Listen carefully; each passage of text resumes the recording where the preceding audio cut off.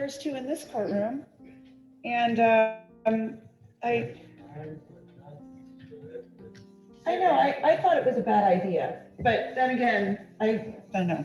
So you'll have to let me know what you think. All right, good morning, everyone. I'm Judge Nicola. I'm a little bit early this morning because I wanted to make sure that the computers were up and running, so bear with me a minute. I know we don't have everybody here yet, and we don't have our interpreter yet. Okay. Well, is everybody ready? Mr. Rabb, are you ready? I'm ready. And you're ready, Tommy? Close? What does it look like? Oh, yeah. Oh, so you've got this tiny little part halfway screen. Yeah. So today's the first day you have to use this thing, right? Yeah, it's not adjusted properly. Not here. Well, let me know when you're ready. If you want to play with it for a few minutes, because I'm early.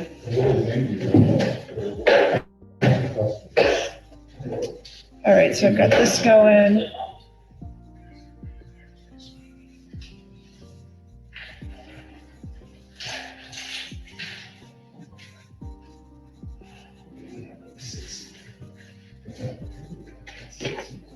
Good morning. Well, it doesn't make sense for me to even start my speech until we have somebody that can interpret it, so.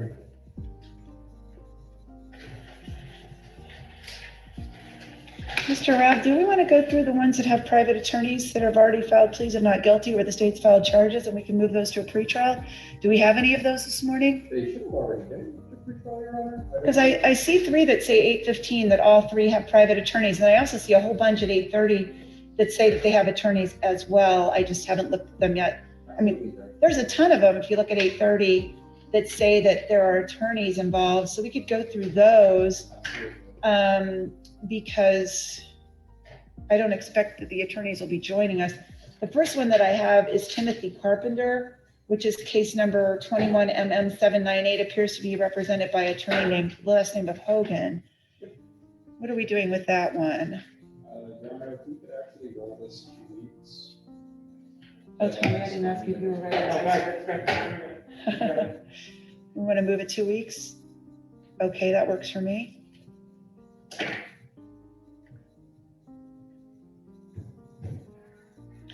But I do a lot of times with these dockets, not this one, but like with my traffic dockets, I'll export them to an Excel spreadsheet in case I'm having computer problems. And then I just use my spreadsheet. That's what I've been doing because sometimes, this doesn't work. So I've got either the computer or the spreadsheet that's working.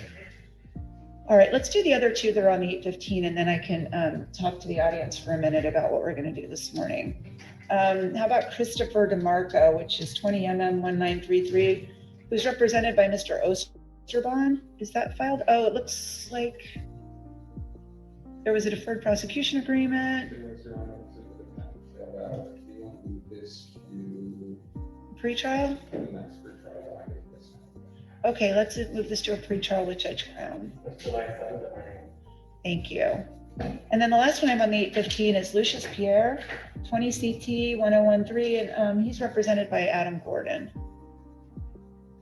And it looks like it says he didn't complete the deferred prosecution, but then on 526, it says completed 30 court-ordered hours. So maybe that what happened was they said he didn't complete it, and then 2 weeks later, it looks like maybe he did.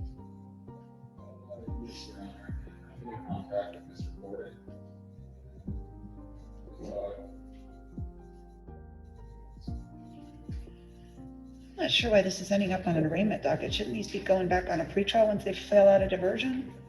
Technically, he should be rearranged with the new charges, but since the standing order is still in effect, it should be on the pre-trial docket. Okay. Only contact Mr. Gordon now. But we can place it on, I guess, the July pre-trial docket. Yes. Sure. July pre-trial works. Okay. I've got somebody entering the waiting room. I hope that they're supposed to be in here this morning on Zoom.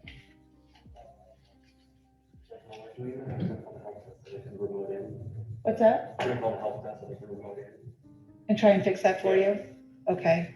Well, that way, I'll give you a few minutes. That way we can start trying to figure out what we're doing here today. Istvan Sinka, who are you? And are you supposed to be in court this morning? This is Judge Nicola. You're calling in over Zoom? Could you turn your microphone on, please? Good morning, sir. Are you supposed to be in for an arraignment this morning, sir? I don't see your name on my docket. Mr. Sinka, you aren't due to be in court until 11 o'clock a.m., sir. I'm in another proceeding this morning. Okay, I will come back at 11. Your hearing is set for 11 a.m. Thank you. Okay, thank you. Yeah, we'll see you at 11. Okay, bye. Thank you. Thank Bye. you. I thought I was early, but he's like 2.5 hours early. So, okay. Good morning, everyone.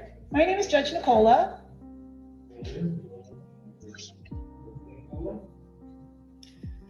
Oh, let me let Ms. Armpriester in.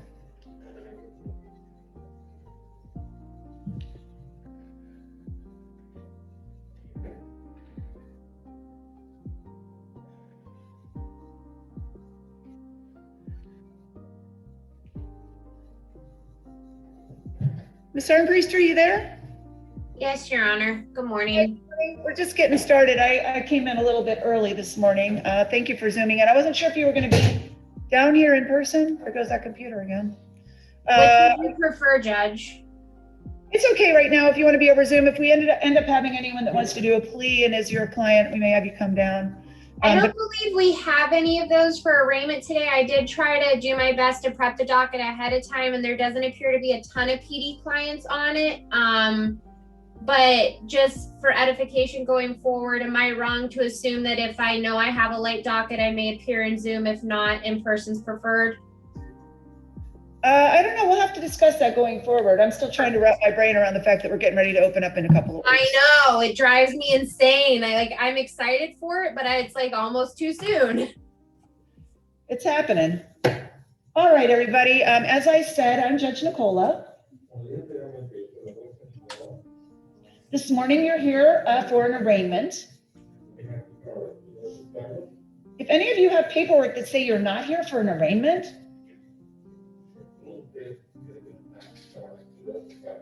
and you are not in the right courtroom,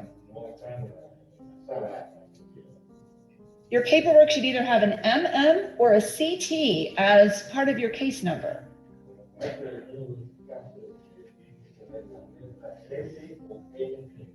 So just make sure that you're at the right place.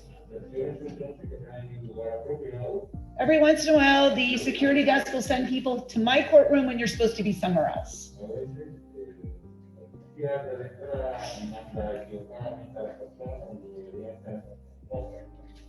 If we do find out, however, that you're at the wrong place, we will get you to the right place this morning, okay?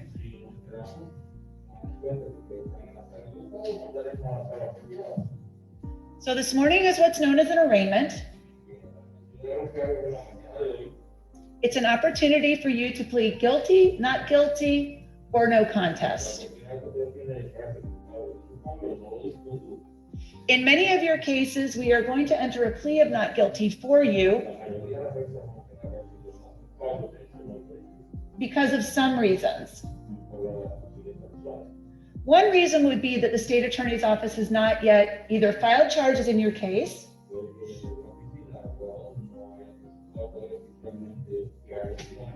or does not have an offer for you to resolve your case.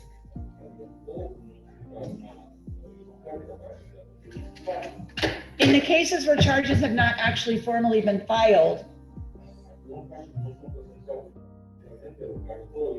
it is likely that the court may continue your case for a few weeks in order to allow them to make a filing decision.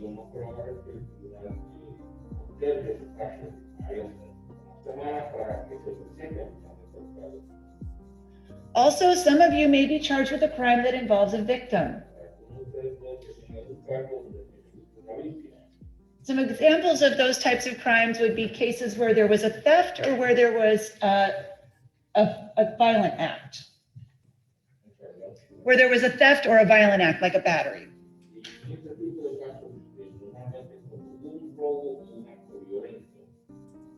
In Florida, we have a law that's called Marcy's Law.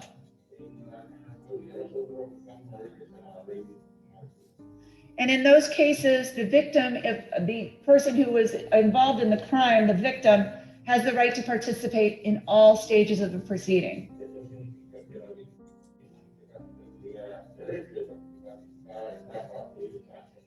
So what that means is that before we can resolve your case, the person who was involved as the victim of the crime has to be consulted.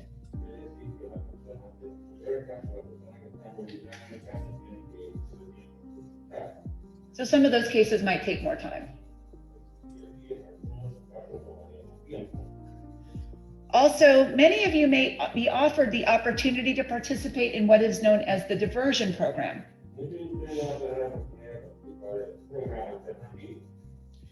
In those cases, there will be a deferred prosecution agreement that will be offered to you. The program is run through probation.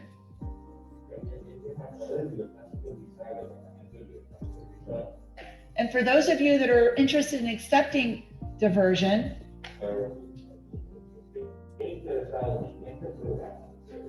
you would sign up with probation to complete diversion.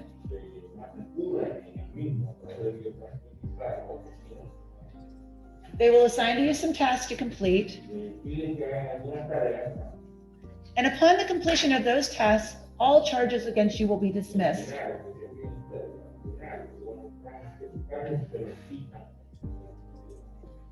It is a way of avoiding coming back to court,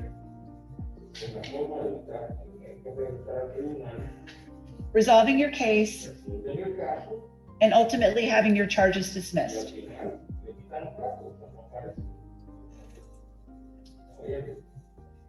All right, so thank you, everybody. We're going to start with our first individual. Sir, come on up. Oh, before I start, I should also mention to you all, come on up, sir. Just let me, one more thing I forgot to say. Some of you may be interested in having an attorney represent you. If you cannot afford an attorney, you can make application for the services of the public defender. Our public defender is currently present over Zoom this morning. If you would like for her to represent you in the future, you'll need to make an application through the clerk's office.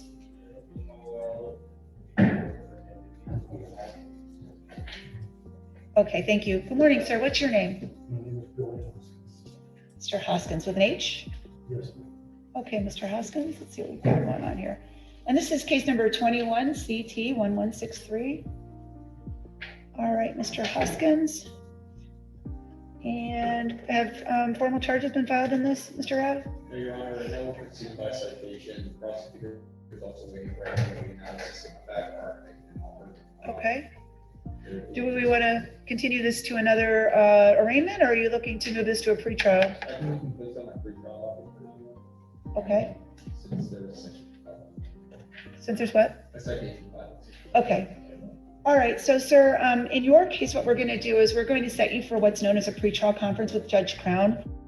Enter a plea of not guilty on your behalf to allow the state to get some additional information that is necessary for your case. That'll also allow you the opportunity, if you'd like, to talk with an attorney and see if there's any type of a proposed resolution in the meantime of your case.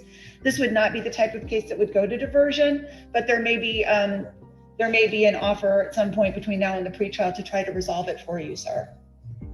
Okay, what's that date, Tommy? July 8th at 9 a.m. July 8th at 9 a.m. is your date.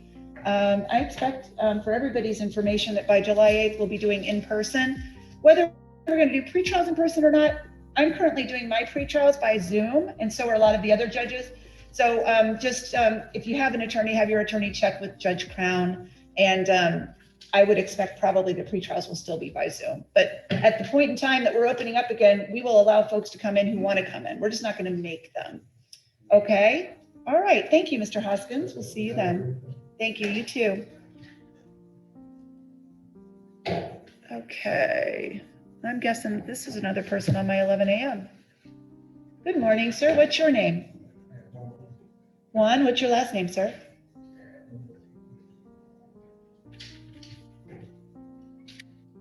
Nombre completo, señor. Juan, el apellido conmigo. Mr. Domingo. Juan Domingo Aguilar, 21 CT 1180.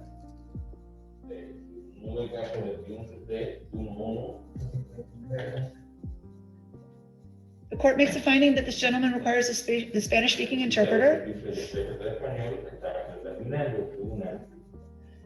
Mr. Rabb, case number 21 CT 1180.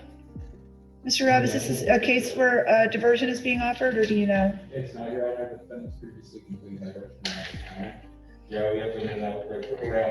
Is there an offer to resolve this case? There is your honor. What's the offer? So withhold adjudication. $100 fine? For costs.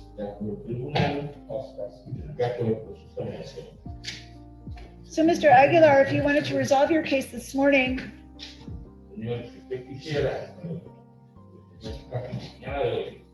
you could enter a plea of no contest and the court would withhold adjudication of guilt. $100 fine plus court costs. However, you would have to wait until I complete my docket, which may take several hours.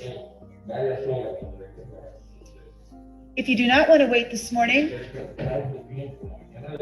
I can enter a plea of not guilty on your behalf and set you for a pretrial conference with Judge Adams.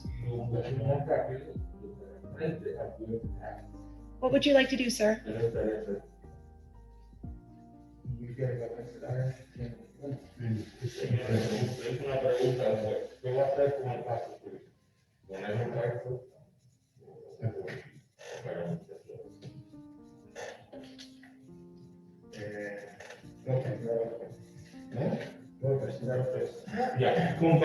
Come back? Okay, so we're going to enter a plea of not guilty and send it for a pretrial on July 19th at 9 a.m.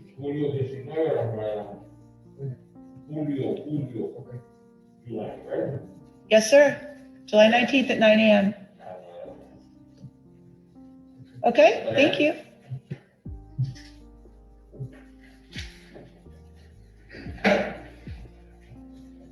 Good morning. What's your name, sir? Duncan? Oh, Johnson. I'm sorry. I'm telling you guys, we're like this close to getting rid of the mask, so I can hardly hear. I know you guys can barely hear me, and I can't hear you guys, but we're almost there, I swear. All right, Mr. Johnson, you have two cases, 21 CT 861 and 21 MM 566. Ms. Armpriester, my docket indicates that you are representing Mr. Johnson. Yes, Your Honor. Brief moment. Let me pull up his case. Have charges been filed, Mr. Rabb? Okay. Let's have Ms. Armpriester pull it up. In the meantime, I'm going to find out who's in the waiting room. My guess is I see that Mr. Johnson actually has two cases. I'm only appointed to one. It says PD appointed on both of them on my dashboard. Okay. 21 CT 861 and 21 MM 566. Sir, over Zoom, are you here for an 8:30 arraignment? Yes, ma'am. Give me just 1 minute and we'll address your case, okay? Yes, ma'am. I apologize. Your last name is Gelch? Blake Gelch? Yes. Yes, Okay. ma'am. Give me one quick second to address this individual and then we'll be back with you. Yes, Okay. Ms. Armpriester, I see on my dashboard it says public defender appointed on both.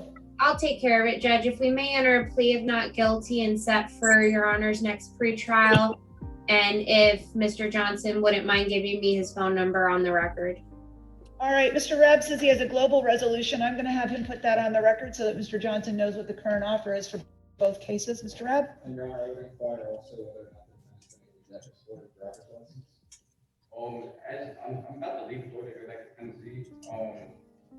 I haven't talked to any public defender, and I applied about 2 months ago, and It just happened. For whatever reason, it just happened a couple weeks ago that you got the public defender appointed. And I can tell you that a few weeks ago, the public defender's computer system got hacked. So they've had a lot of difficulties because of that. So, but you do have a public defender appointed, Ms. Armpriester. So will you please mute your microphone, Mr. Gelch, please, until we call your case? Thank you, sir.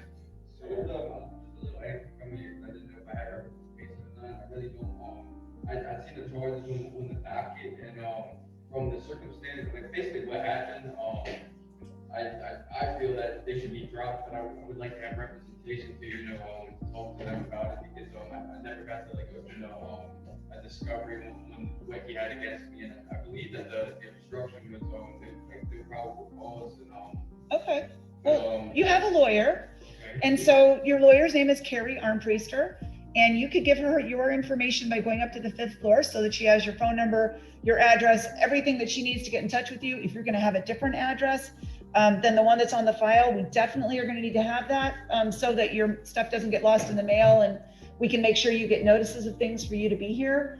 And I have another gentleman appearing over Zoom. There's lots of times when you can appear over Zoom, but there are times when we either require you to be in person, or if we do a plea, that we have something that's done by you that has been provided in advance. So I don't know where we're headed right now with it, but I'm going to give you the chance to talk with your attorney, and I'm going to set you for my next pretrial, July 1st at 9 a.m. which is July 1st at 9 a.m. You will not need to appear at that pretrial because I will still be allowing the attorneys to appear over Zoom for that. So, Mr. Johnson, what's your phone number, please? It's 930-324-9927,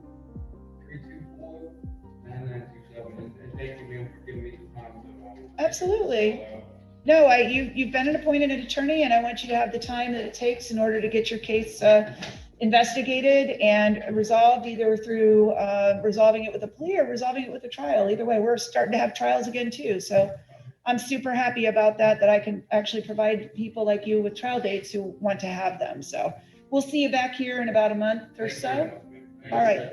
Thank you. Oh yeah, I forgot to put the offer on the record. Hold on. Go ahead, Mr. Rob. Anybody who can offer all 3 counts, the cases, or alternatively, if was able to get a split driver's license, with a no cross, count 1, and that would be a withhold $203 fine for each additional count cost.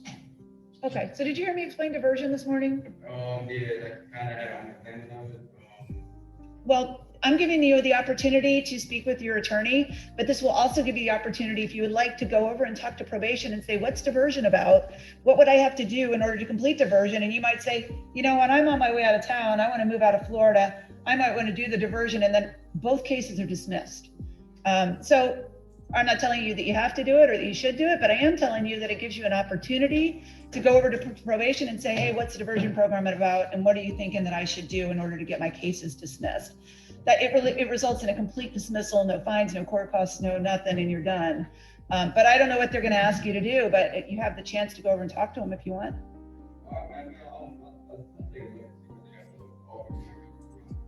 Okay. So you also have the opportunity to talk with Ms. Armpriester, so it's kind of a win-win, right? Okay, thank you. Good morning, sir. What's your name?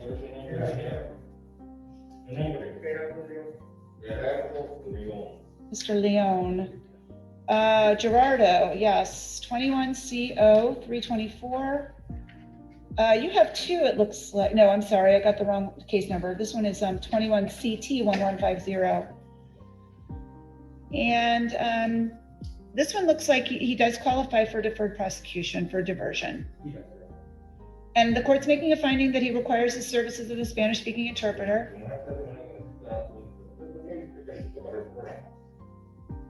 Sir, you do qualify for diversion. Would you like to try to do the diversion program?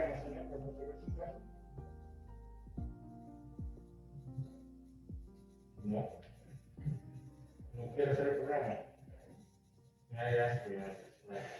Yes, I want to make sure that he understands you.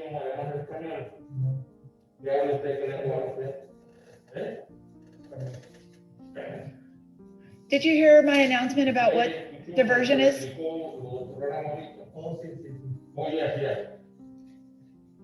Are you a little bit nervous this morning? I don't think you're hearing me. Yes, I did. You did. Okay, so would you like to try the diversion program? Okay. All right, so what the court will do is enter a plea of not guilty on your behalf. We'll set you for a pretrial. But if you attend and complete diversion, your case will be dismissed and you will not have to come back. Does that sound good? You look like you don't understand me, or that there's something worrying you. What's happening with you?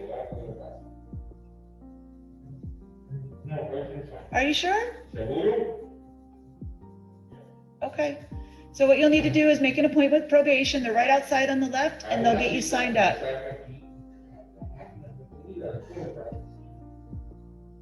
Okay, thank you. Case number 21CT1150. Last name is Barrios, Leon Barrios. June 28th is perfect. Hi, good morning. What's your name, sir? Last name Garza, first name Juan. Mr. Garza, okay. What's your first name? Juan. And Mr. Gelch, I did not forget about you. I'll call you next, sir. 21CT1166. And sir, you're here charged with driving while your license is suspended. Are you able to get a license? Yeah, I got it. So you've already gotten it reinstated? Yeah, Fantastic. Can you show it to Mr. Rabb? Or Mr. Rabb, you want to look it up? Your Honor, I have a note in here that this committee has decided to amend the charter to a valid driver's license. The offer will be in adjudication to without a fine cost. Even with him getting a driver's license? Yes, Your Honor. The suspension was for it. Okay. I think what we should do at this point is enter a plea of not guilty on your behalf, set you for a pretrial with Judge Adams. The current offer this morning is an adjudication of guilt, $200 fine plus court costs. And you may want to take a moment to talk to somebody about that offer before you accept it. That's at least my feeling this morning. So I, at an arraignment, would not be willing to accept that offer. That's what I'm saying. I think you should talk to somebody. At least before you, I think that from where I'm sitting, that you should make a decision that is based on having all of the information. And I can, as the judge, give you all of the information that you need to make a fair determination as to whether this is something you should do. So I'm going to give you the opportunity to have a few weeks between now and the pretrial to think about the offer, what that means to you, and to talk to an attorney if you would like to. You don't have to, but you can. Okay. And as I said at the beginning, if you can't afford an attorney, you can always apply for the public defender, and she can help you too. Okay. All right. Thank you.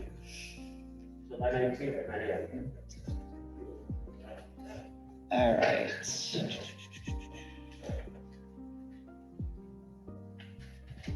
Good morning, sir. What is your name? Diaz. Oh, I'm looking at the wrong time. Sorry. There he is, Mateo. 21CT1149. And this looks like it's a case that does not qualify for diversion.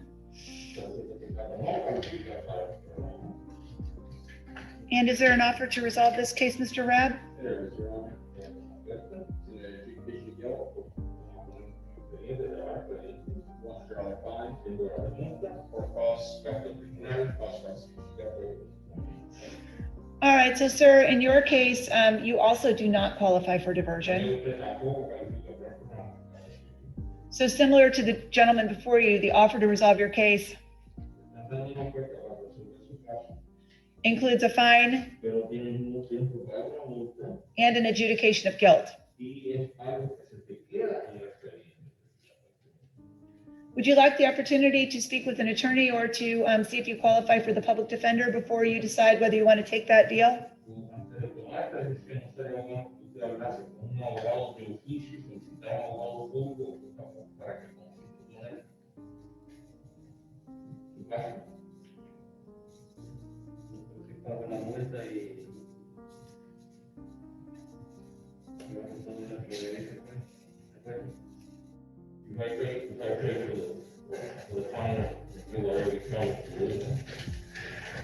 It's an adjudication of guilt, a fine plus the court costs and the cost of prosecution.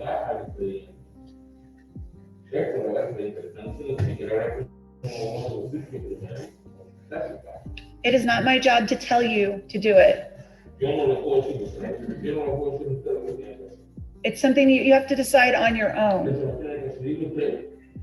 And in order to decide that on your own, you may want to speak with an attorney. You don't have to speak with an attorney, but you might want to. Yes. Okay, so the court is going to enter a plea of not guilty on your behalf and set you for a free trial. If you would like to make an application for the services of the public defender, you'll have to do that through the clerk of courts.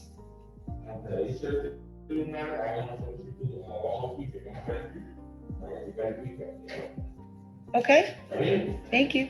What date are we looking at, Tommy? July 19th. Mr. Gelch, you ready, sir? Yes, ma'am. All right, Mr. Gelch, this is Blake Gelch, 21CT312. And Mr. Gelch, you're here this morning. You have multiple charges, and some of them actually include a victim, so I'm guessing that the state attorney's office does not have an offer to resolve them. And even if we did, we couldn't do it this morning because you're over Zoom. Is that right, Mr. Rabb? So, Mr. Gelch, what the court's going to do this morning is enter a plea of not guilty on your behalf, set you for a pretrial conference with Judge Brown. That'll give the state attorney's office an opportunity to speak with the alleged victim or victims in your case and see whether there's a proposed resolution. Also gives you the opportunity to speak with an attorney if you'd like to. Does that work? Yes, Let ma'am. me give you the new court date. July 22nd at 9 a.m. July 22nd at 9 a.m. is your pretrial, sir. Okay. All right. We good? Is there any way I could get that moved out a little further? That way I can make sure I have a ride. July 28th. Is there anything later than the 28th? Hold on a second. We're going to check. Yes, ma'am.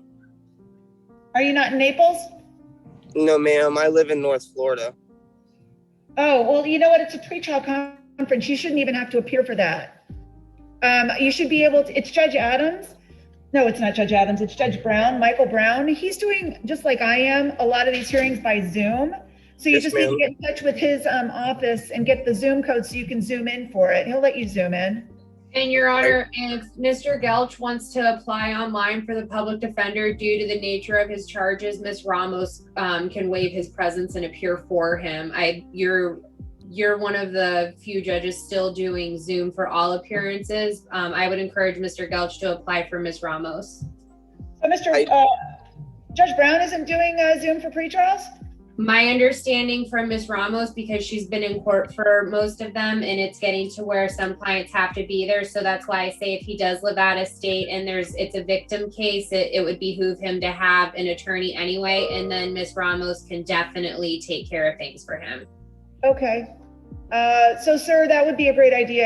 If in fact you would like to have an attorney represent you, either can apply for the services of the public defender, and if the public defender is not appointed to represent you, then you would need to get your own attorney. I did submit an application to the public defenders in Naples. When did you do that? I don't see it. Let's see. It was Thursday or Friday, I believe it was. Do you see an application, Tommy? Judge, if you Neither did it on I nor the- Friday, with it being Memorial Day, it's probably just not been processed. Everybody that's just now appearing over Zoom, I need you all to mute your microphones, please. I also need to make sure that everybody that's appearing over Zoom is here for an 8:30 arraignment. If you're not here for an 8:30 arraignment, you're in the wrong courtroom.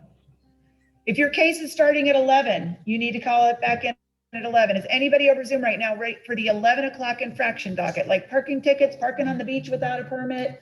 If you are, you need to Zoom back in at 11. Okay, I'll zoom back in at 11. I thought it was 9. Parking ticket on the beach. Yep, 11. Same thing. Same thing. Same thing, Tamara. Thank Okay. you. Come back in at 11? 11. Okay. 11 o'clock. Thank you. Thank you. What about Carol Fuller? Are you supposed to be here at 8:30 or are you supposed to be here at 11? Miss Fuller, are you supposed to be here at 8:30 or at 11? Do we have a Carolyn Fuller on the 8:30 docket? We do not have a Carolyn Fuller. We have a Giannis Fuller. Miss Fuller, are you there? Are you here for Giannis Fuller? Sorry, sir. I understand, Miss. I'm pretty sure why the other judges are stopping to use Zoom. I'm going to stand silent. Well, you know, I have a tendency to say things out loud that maybe I shouldn't, but. Miss Say Fuller, things. Miss Fuller, you are on the 11 a.m. docket. I am putting you in the waiting room. So you can either Zoom out and Zoom back in at 11, or you're going to sit in the waiting room for 2 hours. Your choice. All right. Sir, hi, what's your name? Mr. DeMarco. Okay, Mr. DeMarco. Boy, what a day so far. It's only 9:05. Mr. DeMarco, let me find you. He is? Didn't we already call the 8:15? We took care of all the 8:15s, didn't we? Judge, I show that Mr. Osterbond represents Mr. DeMarco. Yes, Mr. DeMarco, you Christopher? Yes. We already took care of your case early because it was on the 8:15. It looks like you're represented by Adam Osterbond. You have an attorney. What did we do for him? July 7th at 9 a.m. The clerk's going to print you a notice. You must not have been here when I called your case this morning. It was set for 8:15 for whatever reason. And because you have an attorney, we moved you to a pretrial, which is what we do for attorney cases. Were you aware that you had Mr. Osterbond representing you? Yes, I do.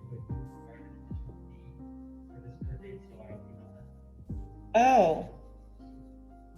This is the gentleman that qualified for deferred prosecution, and then it showed that he had completed his court-ordered hours. Mr. Gelch, I'm taking you out, okay, sir? Because I got other cases to attend to. You good or are you not good? I was just making sure we were good before I hung up. I didn't want to interrupt you though. Yeah, we're good. I'm sorry. I'm trying to multitask, but All right. No, thank you. You have a nice day. I apologize. You too. No problem. I just saw you was still over Zoom. I was wondering if I missed something. All right. See you later. Okay. Bye-bye. Bye-bye. Yeah, this is the one where we think maybe he might have completed diversion, and we set you for another pretrial just to see if the state was going to accept the things that you did and it would be completed, right, Mr. Ebb? Yes, Your Honor, and I don't see anything more specifically documentation. It says 5/21/21 completed court order 24 hours. It's a memorandum from county probation. There's also, there are also additional arguments that are substance use. There's have been some proof of that. I have proof. Okay, hopefully they'll be uploaded, Your Honor, together, and the city committee will take a look at it. I think right now, it's three things, you should go on pretrial docket and discuss it over time, the city committee. So we're going to leave it where it's set for the pretrial, which was July 17th? July 7th, I'm sorry. And then I would suggest that you come back. Again, if you submitted all your paperwork, it's possible the state attorney's office might accept it even though it's late. But I don't have it yet on my docket. So we're going to keep you set for July 7th, okay? And since there's some confusion about whether Mr. Osterbond's representing you or not, I'd still say come on in, okay? All right, thank you. Who's next?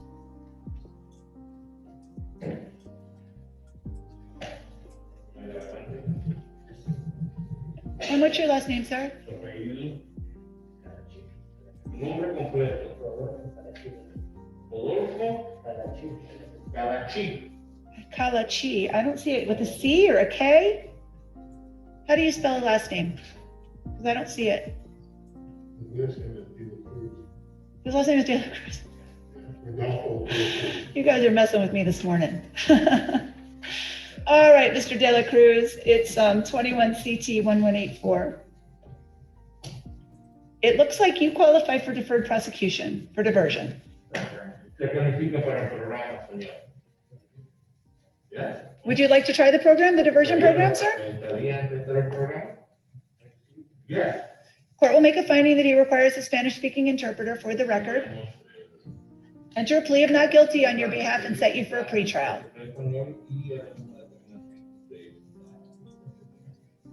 So, sir, you need to go over to probation so they can get you signed up for it, for the diversion program, right over there. And then if you complete everything, your case will be dismissed. That sound good?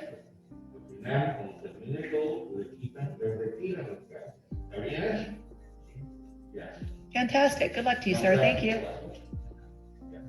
Yes, okay. Hi, good morning. What's your name, sir? Mr. Martinez. Find you. All right, Mr. Martinez, yours is case number 21 CT 1141. And looks like you made an application for the public defender, which was denied. Do you want the court to review that application to see whether I agree or disagree? Raise your right hand and be sworn, please. You solemnly swear or affirm that the testimony you shall give shall be the truth, the whole truth, and nothing but the truth? All right, thank you, sir. Sir, you made an application for the services of the public defender. It looks like your application was May the 21st. Do you remember signing that application? And in your application, you indicated that you earn $900 a week as income. Is that still true? Yes, ma'am. And what do you do for work? I'm not speaking. And is when that $900 a week, is that what you take home or is that before you pay taxes? I can pay cash. Oh, you get paid cash, okay. And do you have a rental payment? That was it. Do you pay rent? Yes, ma'am. How much is your rent? 450. Does that include utilities or no? No, ma'am. And what do you pay in utilities? 100 for light, 100 for water. And do you have a cell phone? Yes, ma'am. How much do you pay a month for that? $60. Do you have a car? Yes, ma'am. How much do you pay for that? I'm on 100. Is that your car payment? Yes, ma'am. Do you have gas? Yes, ma'am. How much do you pay a month for that? Best guess. Insurance, how much do you pay for car insurance? 260. Do you have health insurance? No. Okay. Do you have any dependents? Like children or an elderly parent that you take care of? My son with 2 weeks. Okay. And are you married? Yes, ma'am. And does your wife work? No, ma'am.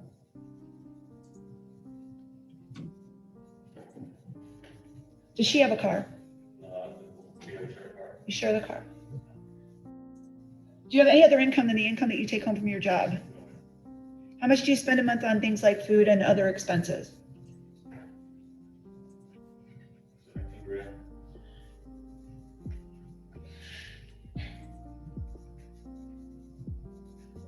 Ordinarily, I would not find that you would qualify, but in light of the fact that you have a wife that's not presently working, that's pregnant and a baby on the way in 2 weeks, I'm going to make a finding that you do qualify. Court will appoint the services of the public defender to represent you. Also make a finding on the record that you are indigent for the purposes of having the public defender represent you, and I will enter a plea of not guilty on your behalf to set you for a pretrial. Thank you. July 22nd and 9 a.m. July 22nd at 9 a.m. Mr. Armpriester, we just need to, you need to, sir, please provide your information to the public defender's office, your address, phone number, email, if you have it. They're located on the 5th floor. You can also get Mr. Armpriester's business card so you guys can be in touch and talk about your case. Okay? All right, I got somebody in on an iPhone. How much you want to bet they're for 11? Hi, good morning, sir. What's your name? Mr. Jackson. All right. 20 CT 1165. Who's calling in over the iPhone? Are you here for an 8:30 arraignment? Can you hear me? I can. Are you here for an 8:30 arraignment? I'm here for, you said the event was 11 a.m., but Jennifer sent me saying that it said it was 9. What? Oh, that's why all these people are calling in at 11, for 11. I've had you're like the 5th person. Your hearing is at 11 a.m., sir. Will you zoom back in at 11? Absolutely. All right, Absolutely. thank you. Thank you. Thank you. All right. All right. Hold on a second.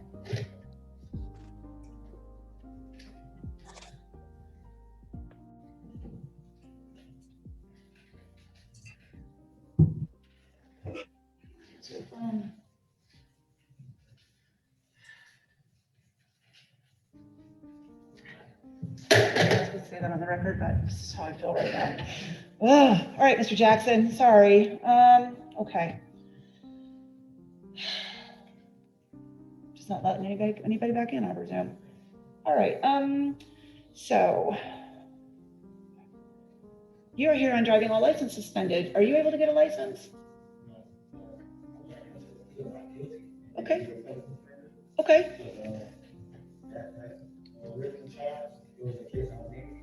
Okay.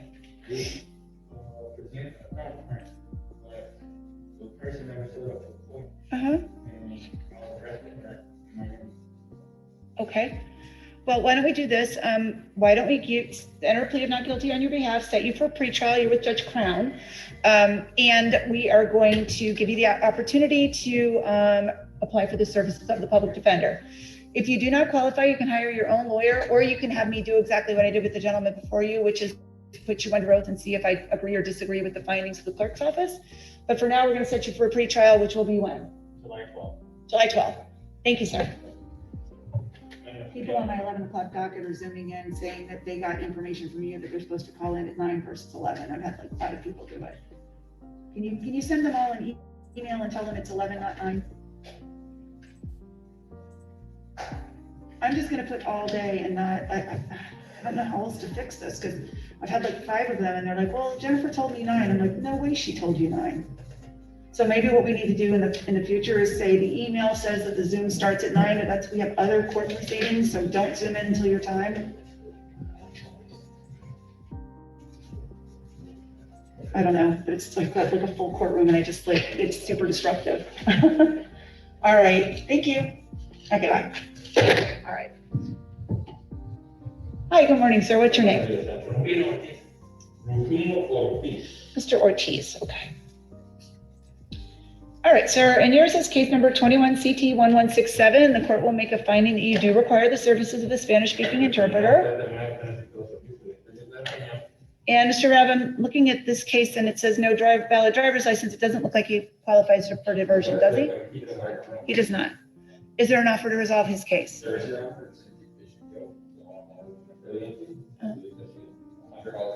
Right? All right, so sir, you do not qualify for diversion. If you wanted to resolve it, it would be an adjudication of guilt, a $100 fine, plus the court costs and the cost of prosecution. Would you like some time to speak with an attorney about that offer?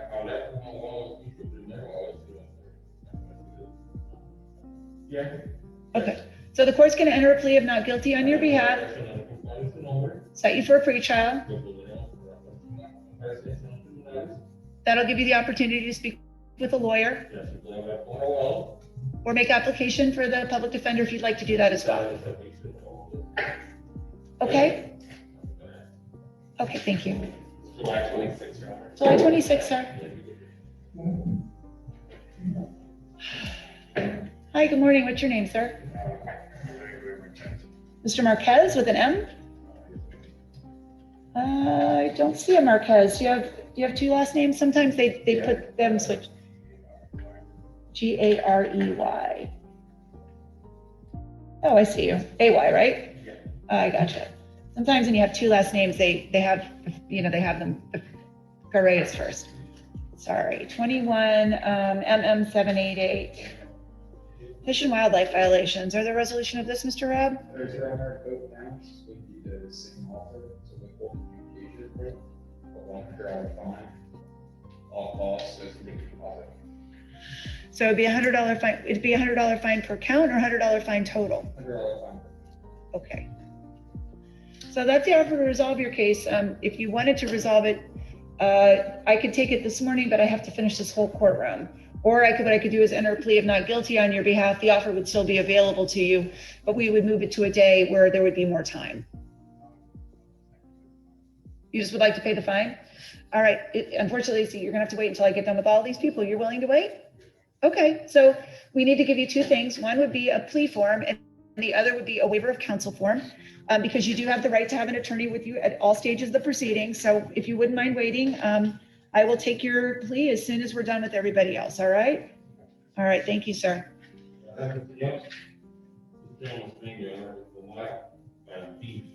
With a B? Oh, V as in Victor. Okay, Valdivia. And it's 21CT1179. And you require the interpreter, sir? Court will make a finding that this gentleman requires a Spanish-speaking interpreter. And it does appear, Mr. Rabb, that this gentleman does not qualify for diversion, or does he? Okay, for the same offense, I'm assuming? Oh, okay. And what's the offer to resolve it? Okay.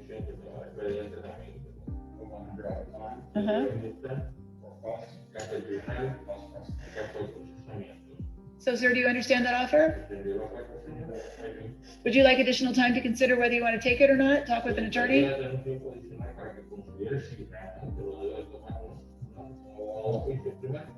Do you want to accept the state's offer? So we can either do this, you can either do it this morning after I finished everybody else, or I can set it for another date when the judge has more time. Do you want to do it today, or do you want to come back? Another day. All right, so we'll enter a plea of not guilty, set you for a pretrial. Judge Brown, July 26th. July 26th at 9 a.m.? 9 a.m. No, 10 a.m. July 26th at 10 a.m. Okay, thank you. Good morning. Hi, good morning. What's your name, sir? Patrick Manga. Mr. Manga, with an M? There we are. 20 CT 2443. And sir, you're charged with driving while license suspended, canceled, or revoked. Are you able to get a license? I'm not police, so I actually would like to talk to an attorney, maybe if possible. We can do that. So we'll enter a plea of not guilty on your behalf, set you for a pretrial. It will be with Judge Brown. And what's that date? July 26th at 10. All right, Thank you, sir.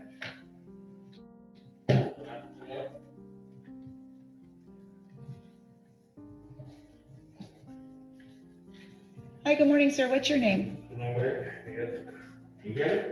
What's Miguel? What's last name? Perez? Oh, Mijares.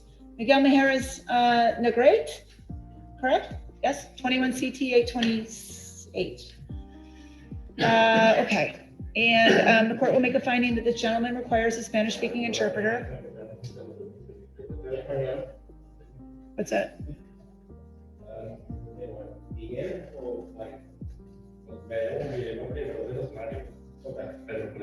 Miguel Mijares.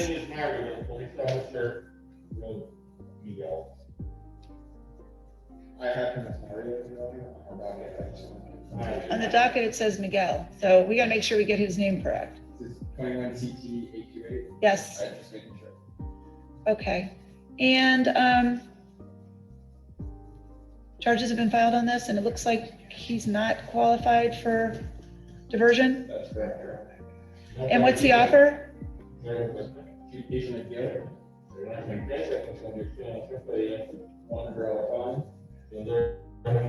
For costs, cost prosecution. If he is able to get his license, the state will consider him. If you can get your driver's license, the state will consider doing something different.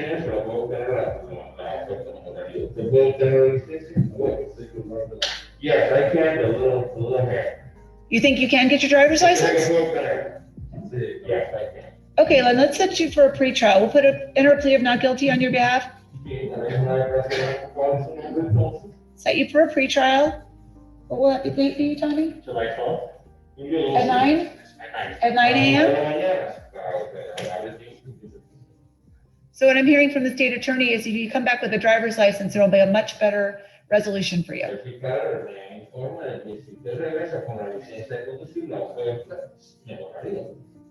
Okay? All right, thank you. We'll see you then.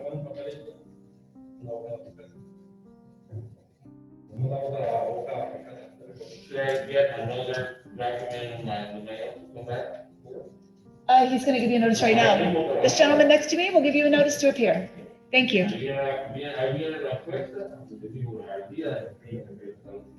Thank you. Good morning, sir. What's your name? Mr. Augustine with an A? All right, sir. Augustine. Vadia? All right, sir. 21 CT 844. Let's see what we got here.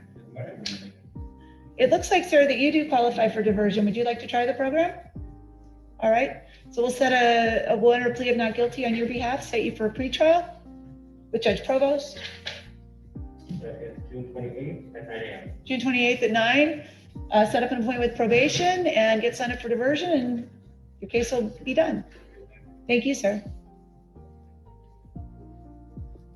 Hi, good morning. What's your name, sir? Mr. Rodriguez. There you are, 21 MM 801. Let's see what we got.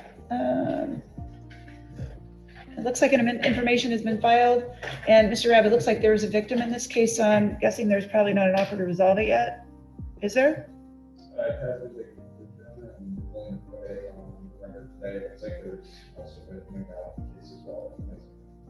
Is it on my docket? I don't see it. Okay. So, sir, I understand that you have not only this case, but there's also another case that's pending for not having a valid driver's license. The state attorney's office is indicating that they will put an offer on the record to resolve both cases if you want to.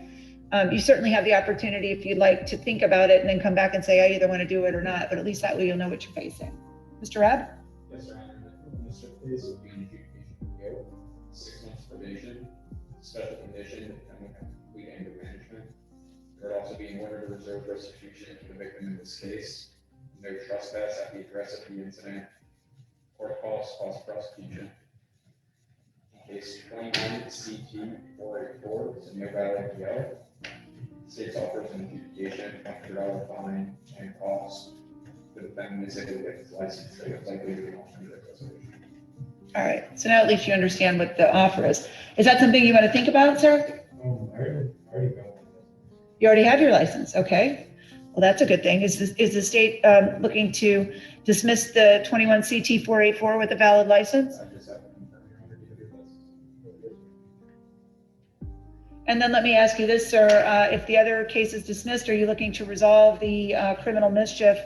The offer is the adjudication of guilt, 6 months of probation, anger management, restitution, ordered but reserved for another date, no trespass at the residence, and no contact with this victim, and the court costs and the cost of prosecution. Or is that something you'd like to think about? Okay. So in case number 21 MM 801, which is the criminal mischief case, the court will enter a plea of not guilty on your behalf and set you for a pretrial conference. That'll give you the opportunity to think about the offer, which you now know what it is, and also speak with an attorney if you'd like, okay? All right, so what date is that? That's July 12th. July 12th at 10? Yeah. July 12th at 10 with Judge Brown. Your honor, it's in as a prosecution on CT 484. And the no valid driver's license case is dismissed. The only thing you have to address is the criminal mischief issue, okay? Thank you, sir. Okay, thank you.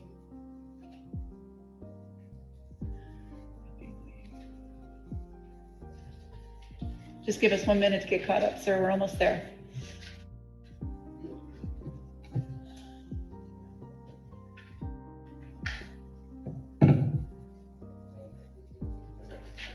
Okay, what's your name, sir? First name, Andy, last name, Roma with an R? yes. Oh, Ronald, I'm sorry. 21 CT 1159. And sir, it looks like you do qualify for the deferred prosecution program, the diversion program. Would you like to try that? No. No? I actually have an explanation. Well, if you have an explanation, then what we have to do is enter a plea of not guilty on your behalf and give you an opportunity to present that in front of a different judge. Because I can't do that today. I wish I could, but I can't. Diversion is normally, you sign up through probation and they'll have you do some community service hours. And upon the completion of the hours, your charges are dismissed. Every once in a while, they have other tasks that they want people to perform. I'm going to set your case for a pretrial. So if you want to go over and talk to probation, it's kind of one of those no harm, no foul kind of things. You go in and they say, this is what we want you to do. And you say, I don't like it. I'm going to go in front of Judge Brown and explain my case. But so this gives you the opportunity to go talk to them, see if you like it. If you don't, say, I'm not doing this. Go back in front of Judge Brown, hire an attorney if you'd like. As I said before, if you can't afford an attorney, you can always apply for the services of the public defender. But moving your case to a pretrial gives you lots of options, and that way you can explore I them. just go in and explain my situation. Yes, you can. Yeah, you'll have that opportunity.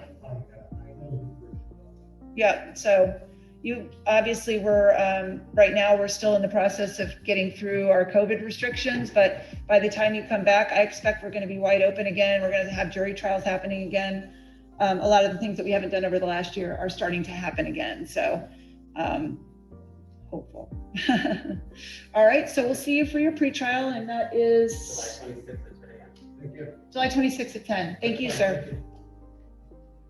Hi, good morning, sir. What's your name? With a C? Thank you. R-A-Y. Your last name's spelled with R, with an R? I don't see it. Oh, with an O, I'm sorry. All right, it's either Oxius or Outlaw. Those are the two I have. Outlaw, thank you. 21 MM 831. And it looks like you do also qualify for the deferred prosecution program for diversion. Are you interested in pursuing that? No, you're not. Okay, so what's the offer to resolve it, Mr. Rabb?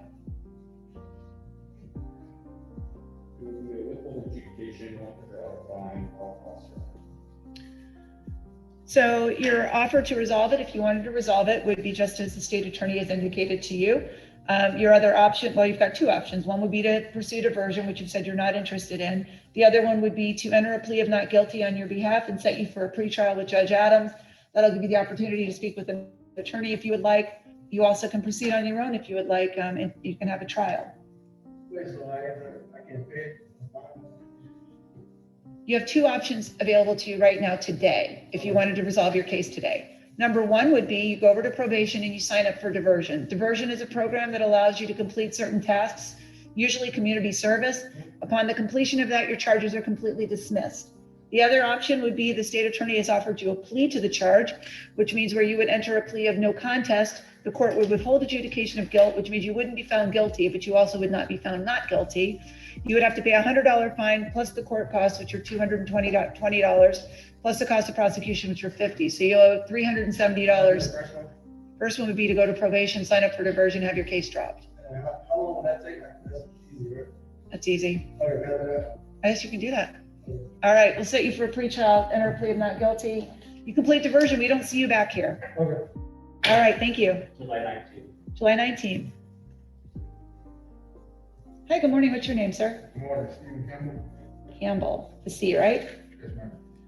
All right, Mr. Campbell. And yours is 21 CT 1145. And sir, in light of the charges against you, I know that we won't be able to resolve them this morning. So I think what we'll do is we'll enter a plea of not guilty on your behalf, set you for a pretrial. That'll give you the opportunity to speak with an attorney if you would like, or you can make application for the public defender, at least to discuss the charges against you and possible resolutions. And if you don't, if those resolutions aren't good to you, to pursue other alternatives. That makes sense? Okay, that's what we'll do. Thank you.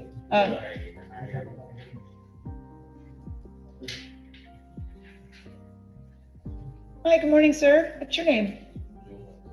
Montoya. Let me find you. And I'm guessing that you're underage and this is your mom. Yes? Yes. 21 CT 908. Driving charge, maybe? Let's see. How did I know that? Okay. Is there an offer to resolve this, Mr. Rab? Was this just a reckless or was it a reckless with a crash? It's just reckless driving as a matter. However, it's a pending case as well. How old are you? Okay. It looks like the state's offer currently, it's an adjudication of guilt. $500 fine, 6 months of probation, effectively, or pending conditions of 12-hour driving through the course. Do you guys want time to think about that? It might be a good idea, ma'am, for you to talk with an attorney, with your son about the consequences of entering that plea in light of the fact that he's underage. I don't know what the consequences are, but I think a versed attorney would know. And again, if you could not afford one, you can always apply for the public defender. But I think for today, I'll enter a plea of not guilty on your behalf, sir. Set you for a pretrial. That way you can at least understand what your options are. Okay? All right.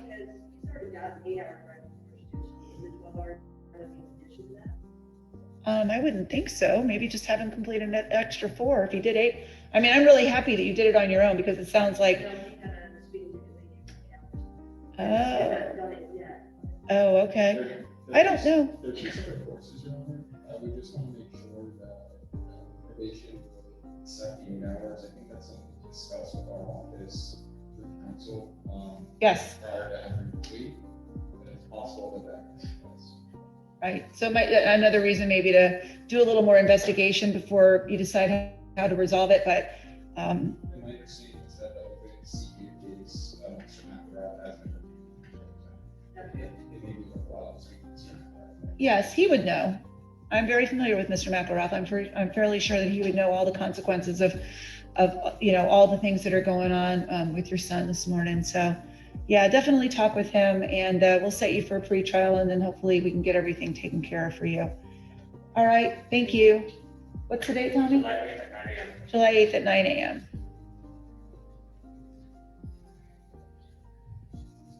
Hi, good morning, sir. What's your name? John Fellows. Mr. Fellows. Let's find you, sir. Thank you, sir. Of course.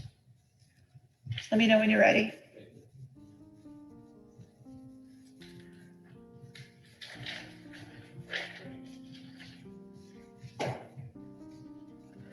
All right. All right, Mr. Fellows, your case number 21 MM772, and this is not a diversion case.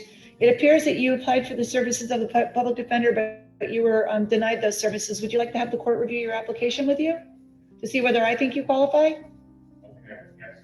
Okay, I need to have you raise your right hand and be sworn. Do you solemnly swear or affirm that the testimony you shall give shall be the truth, the whole truth, and nothing but the truth? I do. Mr. Fellows, it looks like you filed an application for the services of the public defender on the 12th of May. Remember filing that application? Yes? Frankly, I don't recall. I've been diagnosed with short-term memory issues, and so the court sees that I did it, and I must have. It looks like you did. And it says that your monthly income that you receive is from Social Security, $1,100 a month. Is that right? And do you pay rent? How much is your rent? Currently 400,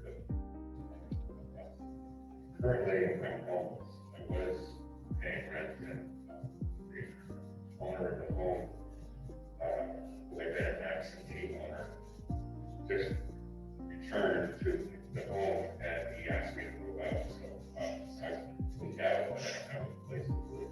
So I guess technically right now I'm not paying anything for rent. Okay. The $1,100 that you get from Social Security, is that before or after they take taxes and other things out of it? I believe it's before. Do you know how much you get deposited every month, like the number? Do you have it? Probably the 1,100 goes directly into my bank account, so it must be after. Okay. What expenses do you have?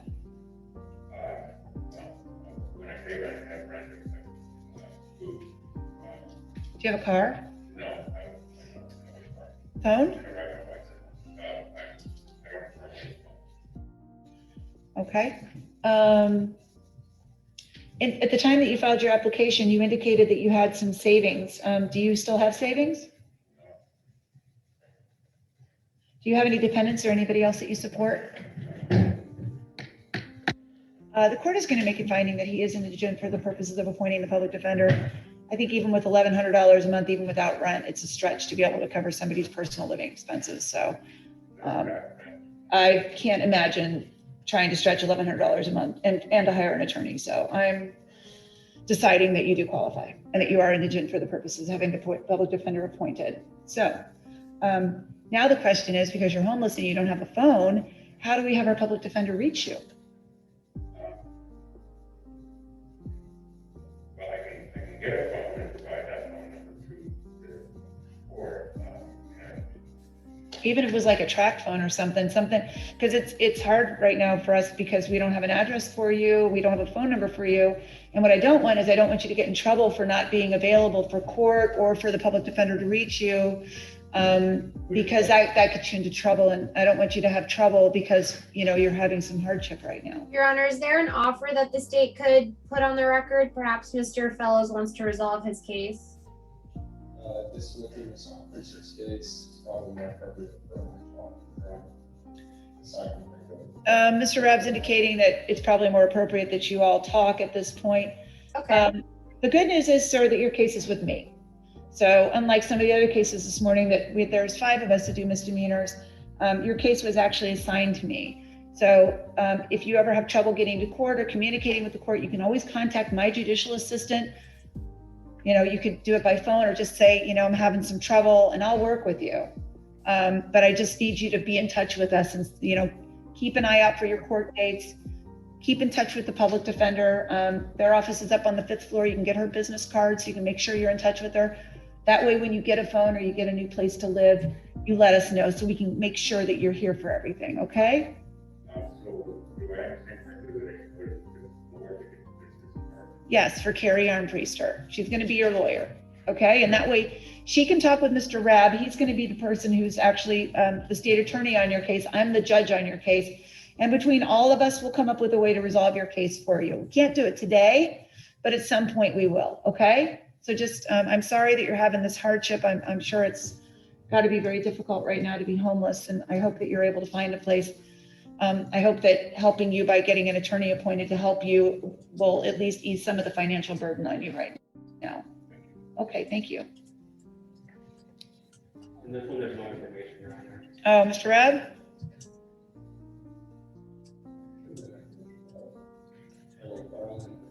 Okay, we're still going to set you for pretrial. Next court date's July 1st. July 1st is your next court date, sir. We'll see you then. Thank you. What's your name, sir? Hi. Your Honor, my name is Joel Davis. Mr. Davis. All right, Mr. Davis, and you're 21 CT 1146. You also do qualify for diversion. You're here on an expired motor vehicle registration. Have you gotten your car registered? Fantastic. Mr. Rab, check that. Do you have it with you? Even better. His name is Joel Davis, 21 CT 1146.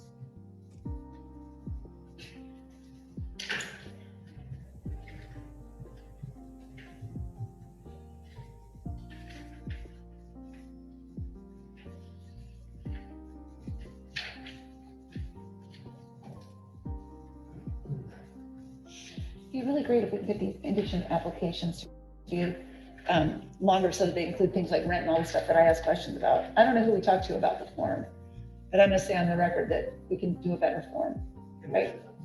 Yeah. Like those family law financial affidavits, they have lots and lots of information, but maybe it's like a state approved form. So we need a form committee. All right, Mr. Davis, thank you for getting it taken care of. Your case is dismissed. Thank you, sir. You too. Good morning, sir. What's your name, please? With an M? Yes. All right, let me find you, sir. How do you spell your last name? LANDRUN. Oh, there you are, sir. 21 CO 324. Is there an offer to resolve this, Mr. Rab? It's an open container charge.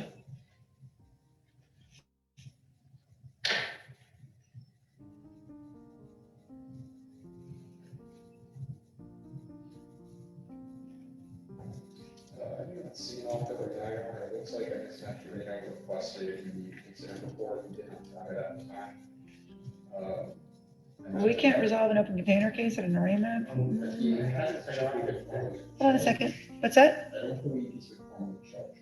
Ah, okay. Well, that makes things a little different. So, sir, formal charges haven't officially been filed against you, so we couldn't address your case this morning even if we wanted to. But what we can do, are you planning, do you know if you're going to file formal charges, or are we thinking about we want to move this to another arraignment? I think it's not for me, it's just waiting on the LIR. We could continue this for 2 weeks. Okay. I don't think we should have resolved it. What's an OIR? The incident report. Oh, thank you. Gotcha. So we don't have an actual report on your case yet, sir, so we have to have you come back in 2 weeks. Is that okay? Yeah, that's fine. All right, thank you. So we're going to move your case for 2 weeks. It'll be June 17th at 8:30. June 17th, 8:30. Yes, sir. Thank you. Thank you. Good morning, ma'am. What's your name? How do you spell your last name? Thank you. G-A-R. There we are. Teresa is your first name? Thank you. 21 CT 1154. Looks like you qualify for the diversion program. Would you like to try that? Oh, even better.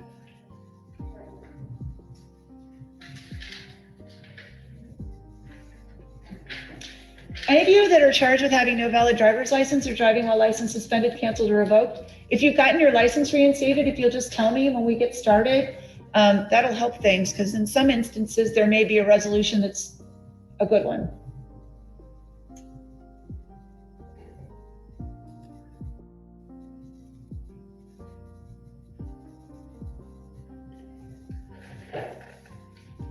We don't have anybody in the hall anymore, right, Joe? Is that everybody?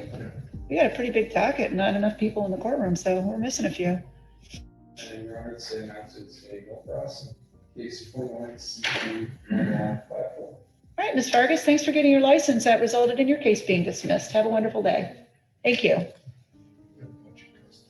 Oh, we do? They're not. Are we going to do them over? Or are we not? We're not going to bring them? Okay. Hi, good morning, ma'am. What's your name? How do you spell your last name? A is the first initial. Ashley? 21 CT 183. And this is also a charge of driving while your license is suspended. Are you able to get a license?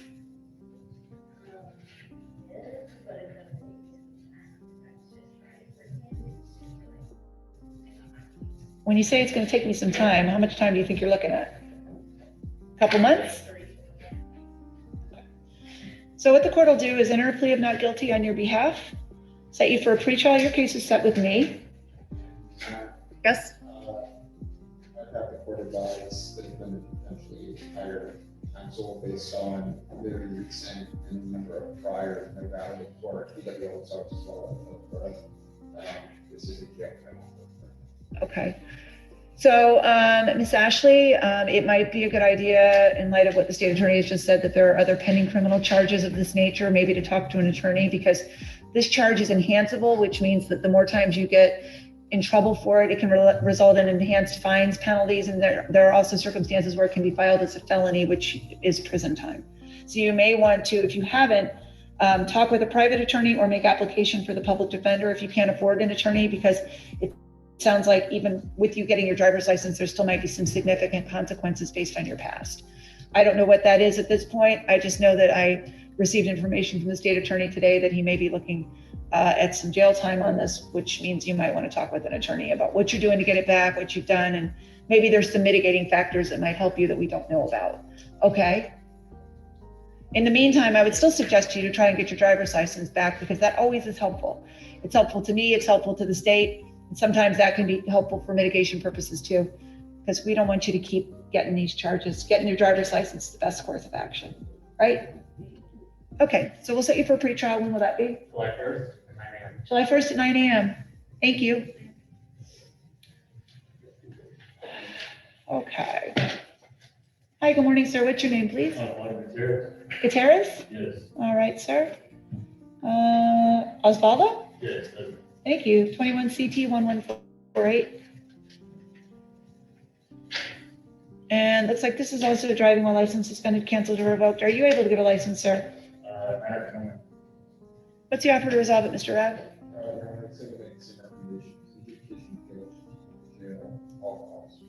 So in your case, sir, if you wanted to resolve it, currently you're looking at an adjudication of guilt, 15 days in jail and all costs. Is this something you would like to have more time to think about? Talk with an attorney? Yes. All right, so the court will enter a plea of not guilty on your behalf, set you for a pretrial. That pretrial will be with me. Did you say July 1st, 9 a.m.? Yes, it would. Yeah. If you do decide at some point that you want to take the 15 days and you don't want to hire an attorney, you can always contact my office. My assistant's name is Jennifer. Say, I want to accept the state's offer. I'm not represented, but I have dates that are plea dates, and we can give you a date to come in for a plea, and then you can decide, that you would go in that day. Is this a 15 straight day, or does he qualify for weekend work, weekend lockdown, Mr. Rabb? Right now, it's that's what we can discuss moving forward. If you want to serve straight, I would consider it a offer or. I do have, most likely this is going to turn into a deal because I don't put this on my Okay. Probably right. Yeah, you see, you're going to have a problem with that too, but you can convey, do you have somebody up there that's helping you, an attorney or? I do have a private attorney, yes, I do. I haven't spoken about this case. Yeah, you might want to. There might be a way to resolve both of them, but it might be a good idea to get your attorney, whoever's representing you in Fort Myers, to see if they can talk with Mr. Rabb. He can represent me here. Okay, I know Mr. Linares, yep. Yeah, so maybe just have him get in touch with Mr. Rabb and see if you can get everything resolved, okay? Now, if I was to do the 15 days,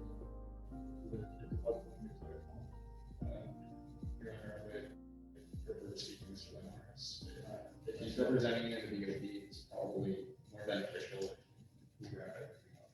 Yes, yeah. I always take into consideration whether to have somebody start a day or two later. But in light of the fact that you have Mr. Linares and it might affect your case up in Fort Myers, it might not be a bad idea to talk with him first. Okay? All right. Thank you, sir. What's his date? July 1st? July 1st. All right. Thank you. Okay. Hi, good morning, sir. What's your name? Mr. Vila, with a B, right? There you are. 21 CT 1157. And sir, you're also here on a driving while license suspended charge. Do you think you can get a license, sir?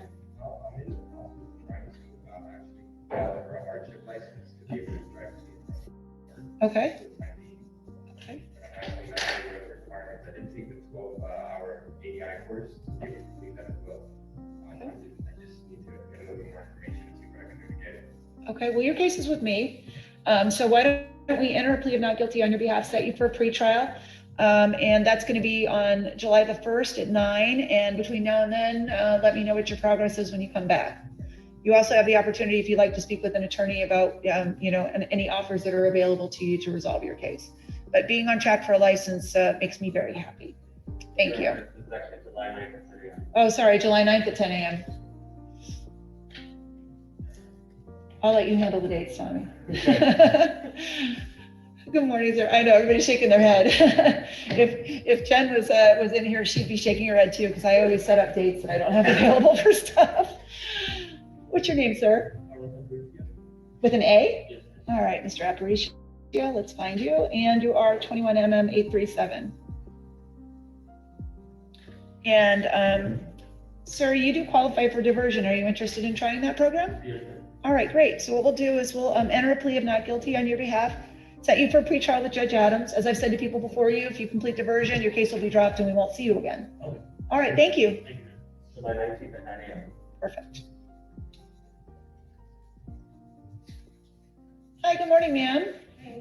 Hi, what's your name? How do you spell your last name? That's easy. All right, Miss Williams, 21 CT 1079.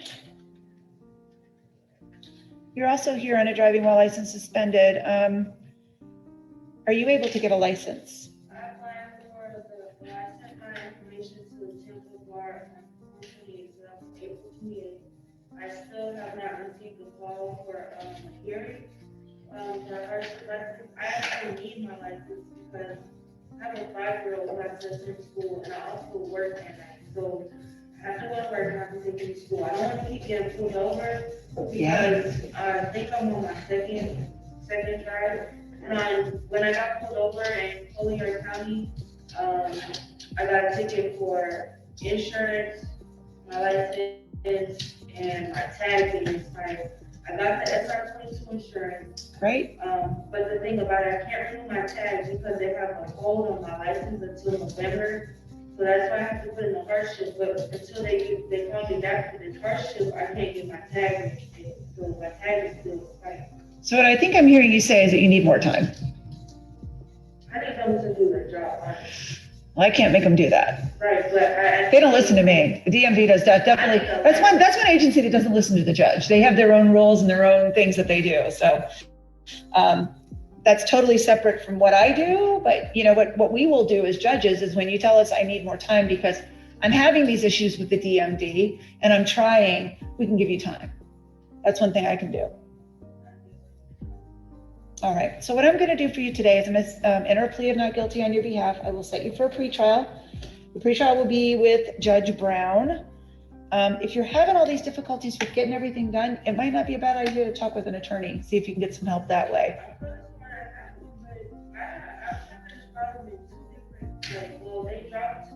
They dropped the case in Hillsborough County because I explained to them the same thing I explained to you. And basically, I've done everything on my end, but I can't move forward with my case because I'm waiting on my hearing over the phone, which I don't know why don't just call me. But he basically dropped the charges because I did everything on my end. Okay. So because I'm paying the ticket or whatever, it's adding the point. It's like another version. Right. Well, I don't see that you're represented by counsel. You could always leave here and go over to the clerk's office and apply to have the assistance of the public defender. And that way, honestly, you would also not have to attend in person on some of these hearings. I just saw that. And yeah, we don't want you to have to do it either. That's why I'm saying maybe it might not be a bad idea to see if you qualify to have someone in the public defender's office help you. whoever is assigned to Judge Michael Brown, who's the judge in your case. What would be the resolution for her if she just wanted to plead to it today, Mr. Rabb? Yes, Your Honor.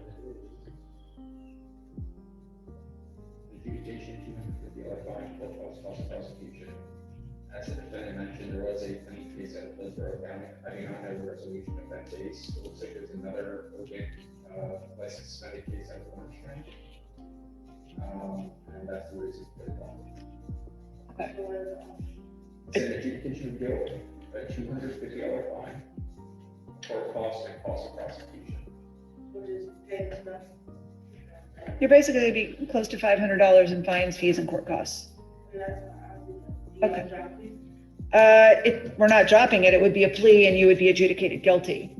That's what would happen if you wanted to resolve it today. It would be an adjudication of guilt, $250 fine plus the court costs of $220 plus the prosecution fees of $50. So, no, it doesn't have to be today. We can give you, is it up to 90 days? Give you up to 90 days to pay all of it. And then if you couldn't pay it within the 90, we could put you on a payment plan. The clerk of courts could do that. But that would be a resolution for today if you wanted to do it. But I'd have to get everybody else out of here first before I'm taking pleas.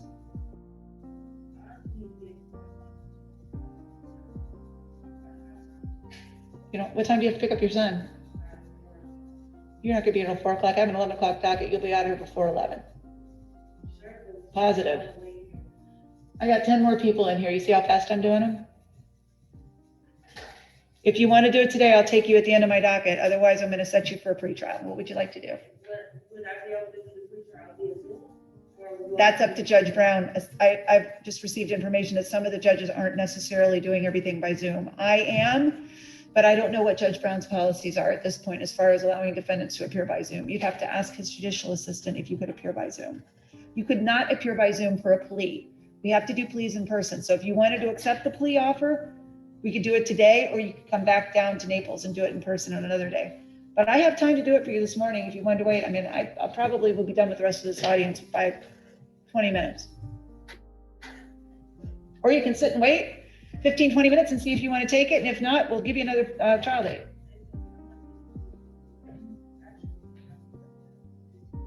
Okay.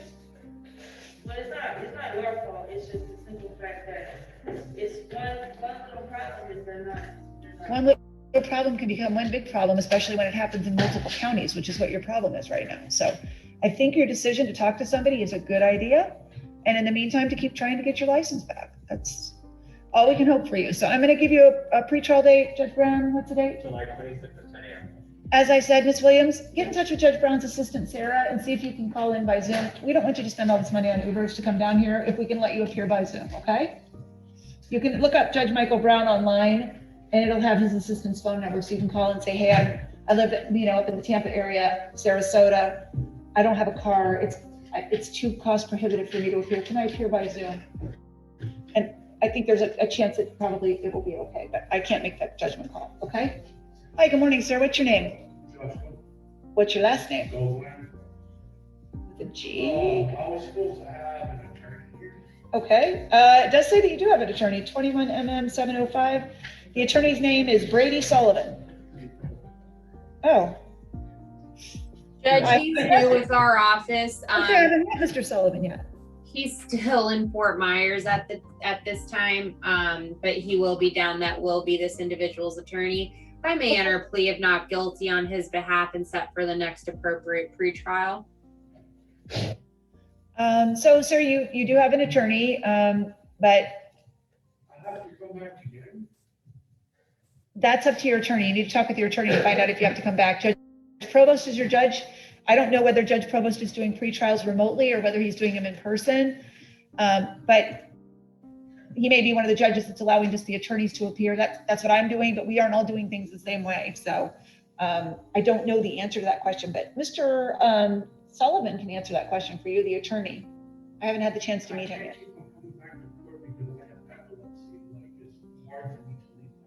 And that would be a reason to explain to your attorney why you couldn't be here. I certainly would not make you appear with your epilepsy, sir. I can't imagine that Judge Provost would either when you're having, this difficulty, but you have to talk with Mr. Sullivan, tell him what's going on with you and why you can't appear. We definitely want to work with people who have disabilities and can't be here. I've been trying to contact the public defender's office for the last week and a half. And they kept on telling me to call back and call back and call back. And then, because I wanted to discuss something with my public defender. Sure. And then out of the clear blue, yesterday, they tell me your public defender will be in court tomorrow.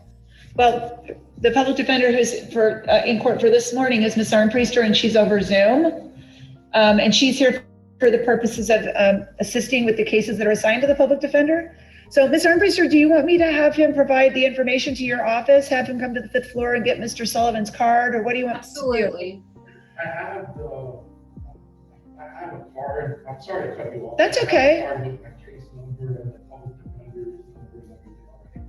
I'm just wondering if it might not be a good idea for him to actually make an appointment. Is your office doing Zoom appointments so that Mr. Sullivan doesn't have to actually come to the courthouse to meet with Mr. Sullivan? Judge, will accommodate any client with any infirmary that we need to. He doesn't need to stress about that. Let me give him our main number, then he doesn't even have to come up here. He can call at his leisure. And Judge, if you could convey this to him at this time, have him ask for a supervisor as Mr. Sullivan's in Fort Myers, but this way he will not get lost in the shuffle. I'll give him our direct main line, and he can ask for Mr. Dixon or Darrow, and I will put notes in his file as well. All right. So should I have him, come up to your office to get that information? I mean, He can, but Judge, I'm in front of you and we have a new receptionist, so I just don't want it to turn into a circus for him. It sounds like he's already having enough trouble. I'm happy to give him our main line or Mr. Sullivan's email, or even my email and direct line, whatever. Why don't we do that right now so we can give this information to Mr. Sullivan so he has it when he leaves here. So what's the phone number that we're going to give him? 252.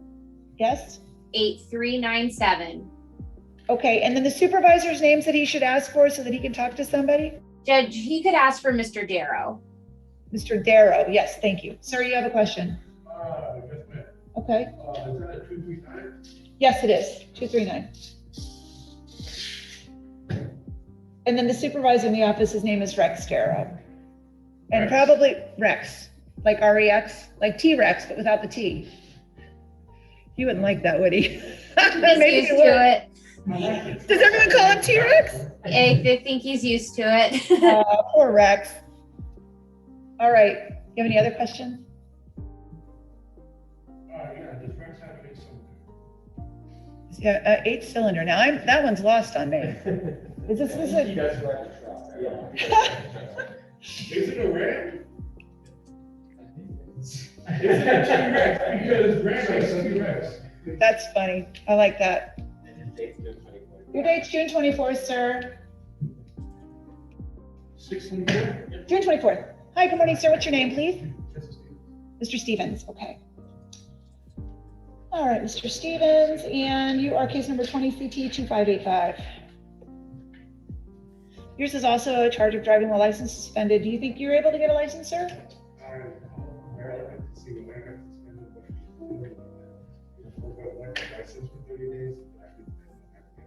Okay.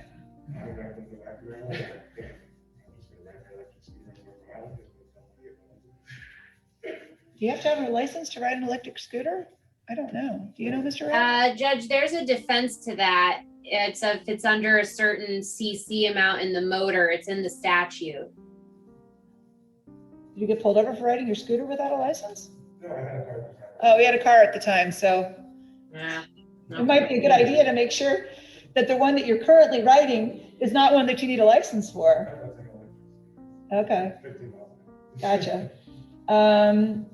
Okay, so it looks like there's also a citation. Is a citation charged with this one, or is this? You also had a traffic citation, it looks like, for disobeying a traffic control device. Did you address that as well? That's what I'm showing. Let me just look on my dashboard just to make sure. I don't want you to get in trouble for that either, sir. Yeah, you have a, oh, was it 20? No, that's speed. Yeah, you have a failure to obey traffic control device, 20 TR 32116. Let's see what happened with that. 32115, I'm sorry. It looks like it was sent to collections, $186 for, I'm gonna give you a case number. Let me see, can you write this down on this paper? Your traffic case number is 20 TR 32115, failure to obey traffic device. And you might want to talk to the clerk of courts about that because it looks like there was $186 due on May 3rd. And if that also might affect your driving privileges as well, that not having an outstanding traffic citation. It looks like this was charged, was it charged at the same time? It looks like it was charged at the same time. It says failure to obey traffic device, but the clerk can give you more information on that, on the charge for that. But on this one, in light of the fact that you're trying to get your license, why don't we enter a plea of not guilty on your behalf, set you for a pretrial with Judge Adams, and then we can see where you're at when you come back next time with trying to get everything taken care of in Maryland and then here. That work? All right, we'll set you free trial. What's that? What will resolve it now, Mr. Rad?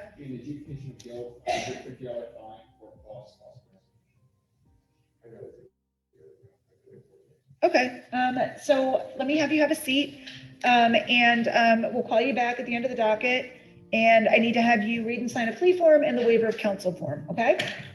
All right, thank you.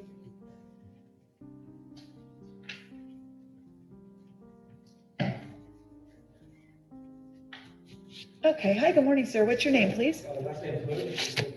Mr. Hood. Let me just make sure I recall this one. Whoops. All right, somehow, looks like I already crossed off Mr. Owens and I didn't mean to do that. Oh, come on.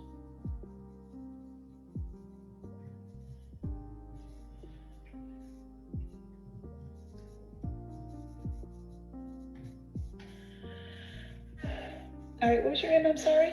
Oh, Mr. Hood, yes, yes. Like Robin Hood, I like it. 21 CT 1158. Failure to register your motor vehicle. Have you gotten it registered? No, ma'am, it's last present for my son. He turned 18 in October, just sitting in the yard.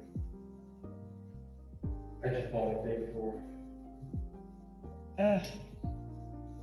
I'm guessing if the car was registered, and I hate to make a guess out loud, but I sometimes do, that the state might dismiss your case if it was registered. Without it registered, I'm not so sure.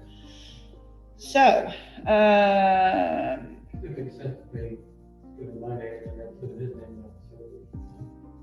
well, what's the cost to register a car? 50, 60 bucks, and the court costs are court costs are $220, and the cost of prosecution are $50. Yeah. Oh, and then Mr. Rubb's asking for an additional fine. So what I'm thinking is I am going to enter a plea of not guilty on your behalf, set you for a pretrial with Judge Provost. That way you might go ahead and register it, or you come back in front of Judge Provost and ask Judge Provost if he'll give you more time to register it and explain it to him there. I can't give you 4 more months, but you come in and talk to Judge Provost and say, I bought the car for my son. It was the day before, and this is what the deal is.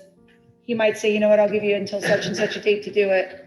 So, but I can't make that call. It's his case. So let's just go from there. What can we give him a later date, like maybe August for Judge Provost?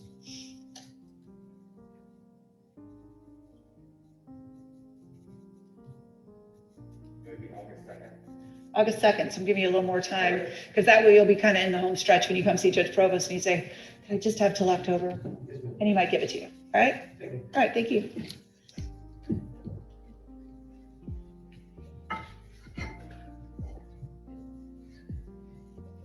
Hi, good morning, sir. What's your name, please? With an L? Oh, with a D. Okay, thank you. How do you spell your last name? Because I don't see you on my docket. I don't see it. Do you have a case number? Thank you. Pull you up that way.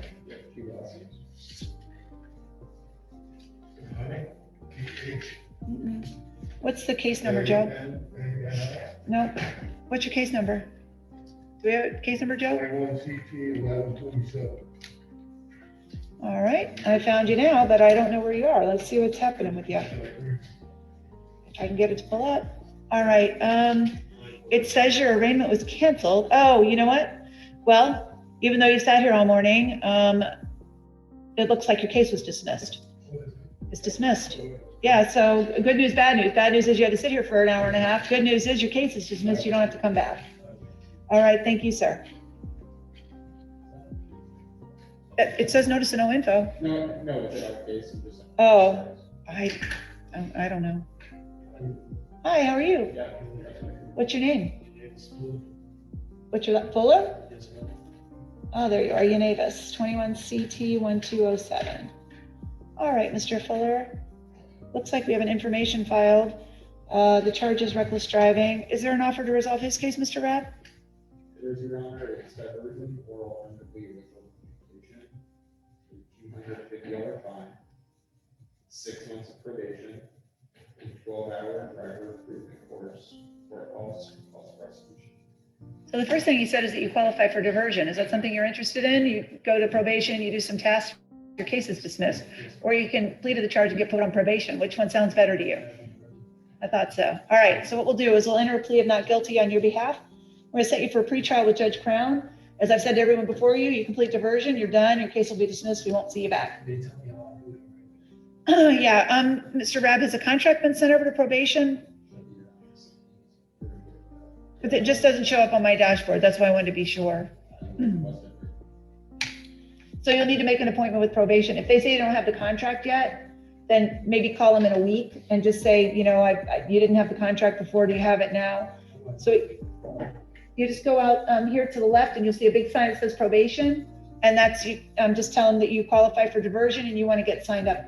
I don't know if they can do it today or if they make you an appointment later on, but at least they can give you the information about how you do it. All right, sounds good. Thank you. That's July 8th, Your Honor. Thank you. Hi there, good morning. Give me one quick second to get caught up. We're almost there. And what is your name? Jerry is your last name? Cherry, I'm sorry. 21CT 1266. And Mr. Cherry is a juvenile. This is mom. What's your name? Marlene. Thank you. All right, so how old are you, Mr. Cherry? Get your license?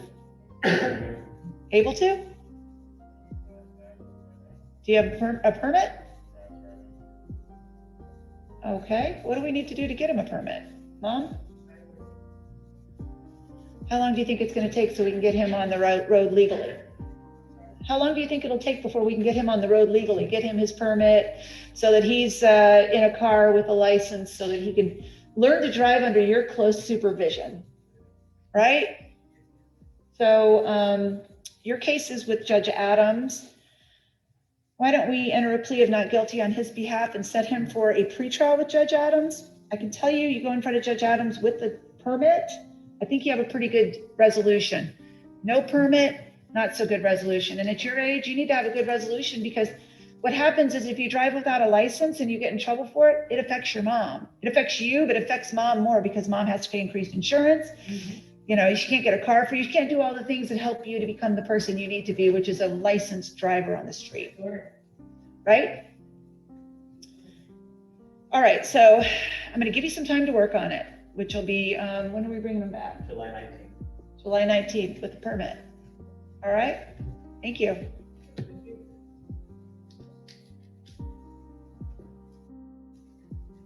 We're getting there, folks. We're almost at the end. Thanks everybody for waiting patiently who's at the end of my docket. What's your name? Reyes. Ms. Reyes, good morning. Okay, I was gonna say almost afternoon, but we're not quite there. Graciela? I like your name. 21CT1155. It looks like you're here for driving while your license is suspended. Do you think you're able to get a license? Yes, I'm waiting for my taxes. It should be like July 28th. Okay. I have to get a 1,300 so I can come in and reinstate from the All right. Well, we're gonna give you an August pretrial. That's what we're gonna do. What do I have in August for a pretrial where we can set her so she can come back with a license? August 9th. August 9th, your case is with me.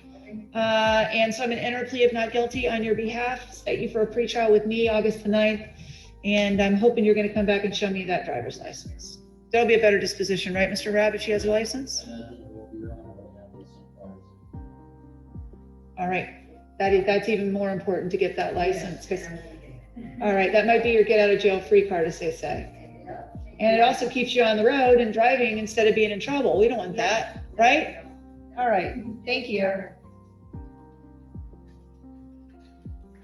Hi, good morning, what's your name?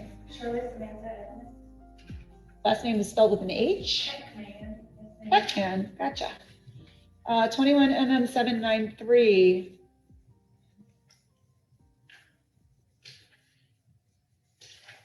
Okay, I'm just trying to figure out what's going on with this. And it looks like an information was filed on the paraphernalia. Is there an offer for Ms. Heckman to resolve her case? There is, Your Honor. There are two alternative offers. Okay. There's an adjudication of guilt, 6 months probation with a substance abuse evaluation, where she'll have to follow all recommendations and be subject to random testing or cost of prosecution. Alternatively, the state is offering an adjudication of guilt, 30 days jail with credit of alternative served, or cost of prosecution. Okay. So that's the current offer to resolve your case. I'm guessing you would like to think about it.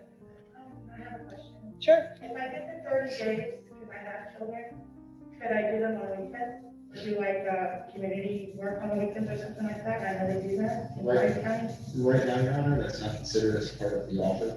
Okay. If that's something that the defendant would like our office to consider, maybe wise for counsel, have that discussion with our office. You may want to talk with an attorney. And as I said to everyone before you, if you can't afford one, you could ask for the services of the public defender to inquire whether the state attorney's office would be willing to do the weekend work program. It would be 15 weekends, so it's a lot. And then you would also still have to be placed on probation in order to do those weekends to make sure that, so you would still have some probation because you'd have to do 15 weekends of work, which would mean, you know, about 3-4 months of probation in order to make sure you complied. So it's, well, the first offer would be an adjudication of guilt plus 6 months probation plus substance abuse, substance abuse evaluation and any recommended treatment, random urinalysis, which would also be required. You'd have to pay the court costs and the cost of prosecution. The other offer was just doing 30 days of straight jail, and then you wouldn't have to do everything else. But if you wanted the state to consider the weekend work program, which Mr. Rabb is saying that he would consider, he just hasn't thought about it yet. In order to get you to comply with weekend work, we do actually have to put you on probation to have probation monitor whether you're showing up for jail on the weekends. Otherwise, we don't know. So you probably have still about a 3-4 month probation term. But we don't have that decision today. I mean, it's something Mr. Rabb has to think about, and probably we're going to have to just address another day, because that's not something that's on the table right now. Okay, I do live in Hinton County, and I just started my own business. Okay. I'm single mom. I just want to get this. So you're on probation, obviously Excel can be transferred to Kimberly. The jail time would have to be served, whether it's weekend work or straight time would have to be served. Right, so even though you live in Henry. I don't know where they would. I see them picking up trash. Yeah, I don't know, but you know what, that I can set you for a pretrial, and that gives you time to think about it, to talk with an attorney if you want to, and also to find out, I don't know who you talked to at the jail who on the weekend work, but I still think you have to check in at the Collier County Jail, even if they go over to Immokalee. I don't know. Can I go ahead and speak to the state's attorney's office this week? And They can't talk to you because you're not represented. They can only talk to the attorneys. to see, give you time to think about the weekend thing? So I'm not an assigned prosecutor. What I can tell you is that either way, you'd be placed on probation for a minimum of 6 months. If you're not completed by the 5th month, it would be a violation of probation. A warrant would essentially be issued that you're in violation of probation. The quickest way to resolve it, from what it seems like time-wise, would be a substance abuse evaluation. Let's do that. But I would recommend potentially speaking to an attorney or having additional time if you want to consider those options. I'd rather just get it over with, because my life is so busy right now that I don't have time for them. I really don't. You could take option one and we could resolve it today and we could transfer your probation to Henry County. You can do it all up there. Okay. Do you want to do that? I mean, the offer is an adjudication of guilt, 6 months probation, substance abuse evaluation, follow all recommendations, random urinalysis, court costs and cost of prosecution. We'll transfer you up to Henry County. You can do it all up there. So probation, and then the evaluation is just what they're gonna tell me that I'm 45 years old and. I don't know what they're gonna tell you. They might tell you that you drink too much, you do too much drugs, these are the classes you have to go to, or they might say, you know what, we don't think you do, you don't have to do anything. I don't know. They have people that go and evaluate you and they say, this is what we think you need. Sometimes it's a little, sometimes it's a lot. Whatever they say you have to do, you have to do. Okay, that might be good. Okay. All right, so what I need you to do if you're gonna enter a plea is I need you to wait till the end of the docket 2 and we will take your plea. I am the end of the docket. Oh, you are? Nobody else is left? I thought I only had 2 pleas this morning besides hers. I've got 4 individuals in the courtroom though. Oh, all right. Well, you speak English? Hablo inglés, señor? No? Yes? Oh, wait. Okay, he's for the plea. Who do I have that just walked in? I am so sorry. It's been a long morning. All right.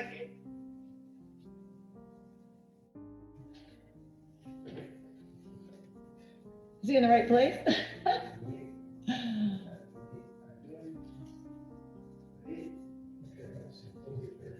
What's his name? All right, does he need an interpreter? Okay. All right, sir, you were Mr. Marquez, right? Thank you. Oh, I gotta keep all of you guys straight, who I took and who I didn't. Let's see here. All right, Mr. Marquez. What did I do with you? I put you at the end of the docket. And this is Jose Garay Marquez, case number 21MM788. I need to get you sworn in, sir, please. Do you solemnly swear or affirm that the testimony you shall give shall be the truth, the whole truth, and nothing but the truth? Sir, will you please state your full name and date of birth for the record?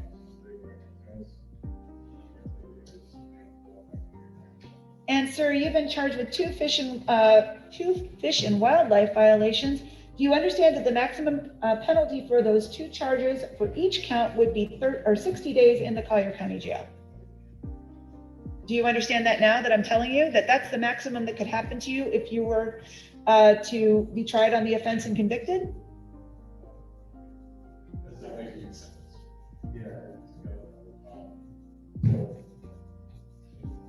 Let me just explain this to you. These 2 violations are second-degree misdemeanors. A second-degree misdemeanor is punishable by up to 60 days in the Collier County Jail. That's something the court is required to explain to you before you take a plea. You're taking a plea that does not include jail. It is just a withhold of adjudication, a fine plus the court cost. But I am required by law to explain to you that if you were to go to trial and be convicted, that the maximum amount of time you could spend in jail on each count is 60 days. Does that make sense? All right. And knowing that, how do you wish to plead to the charges? Guilty, not guilty, or no contest?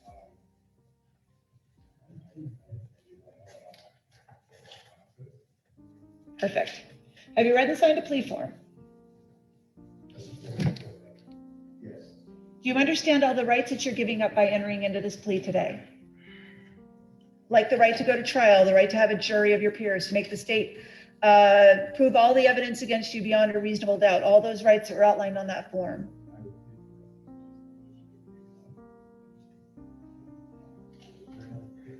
You're not going to jail.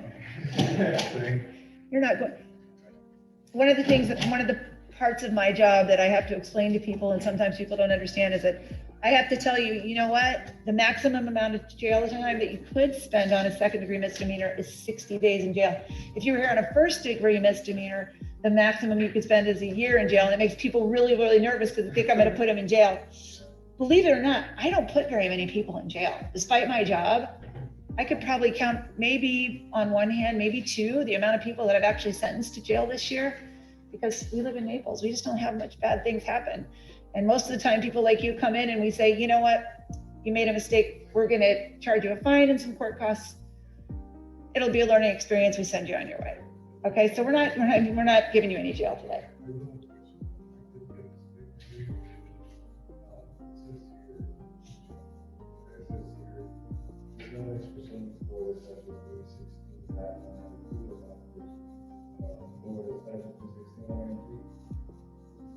saying that my license might be revoked.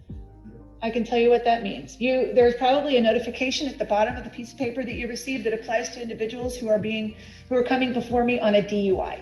316.193 is our driving under the influence statute. People are probably being given information that if you come in and you plead to a DUI, that there are consequences which might involve the suspension of their driving privileges.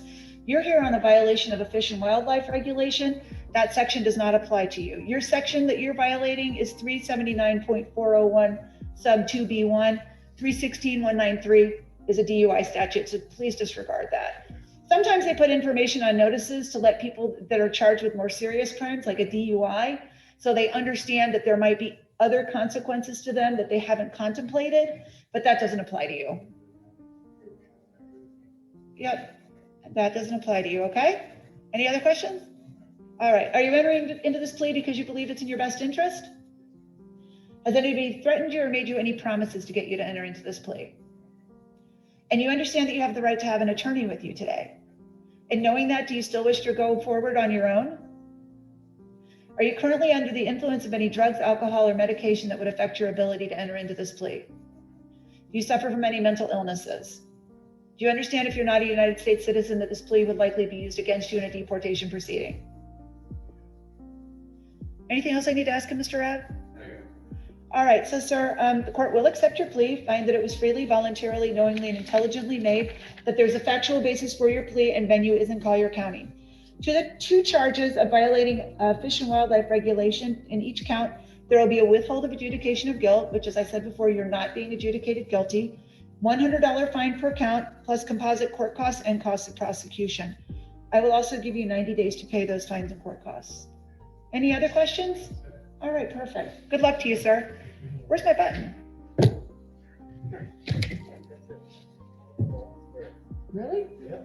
When did they come up with the black square versus the blue button? Now you got the big screen and we have the black square. Yeah.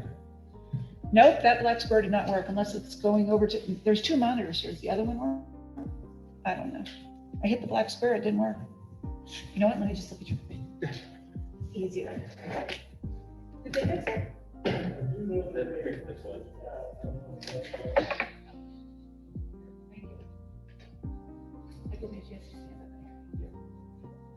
Okay, we're good.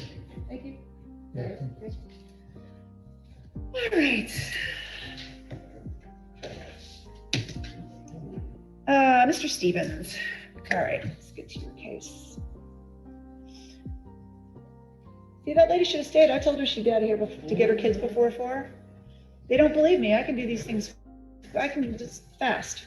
If I have to, which I always have to. All right, let's find my notes for your case, Mr. Stevens. 20 CT 2585. We got to get you sworn in. You solemnly swear or affirm that the testimony you shall give shall be the truth, the whole truth, and nothing but the truth? Thank you.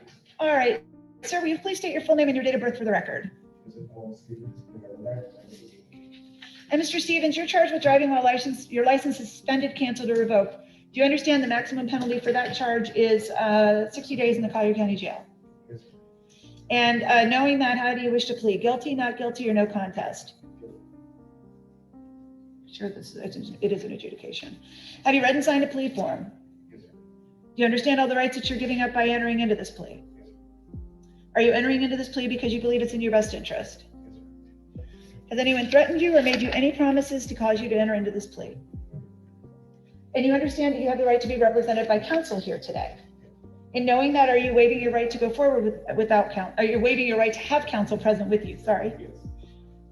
Are you currently under the influence of any drugs, alcohol, or medication that would affect your ability to enter into this plea? Do you suffer from any mental illnesses? Do you understand if you're not a United States citizen that this charge would likely be used against you in a deportation proceeding? Do you understand that driving while license suspended, canceled, or revoked is an enhanceable crime, which means that if you commit more offenses of this type, there will be enhanced fines, penalties, and perhaps it could even be charged as a felony? Any other questions, Mr. Rabb? Yes, Your Honor. The driver's license question, right? Yes, Your Honor. Okay, thank you. Go ahead. Thank you. You also understand that this key may be used against you by the client, highway safety motor vehicles, for purposes of an additional suspension of your license. No further questions. Say your honor.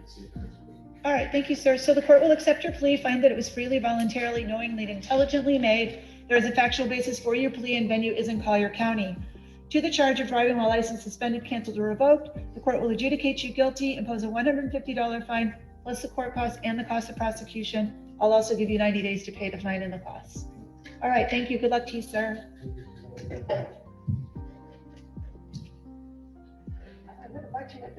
No. Look at this.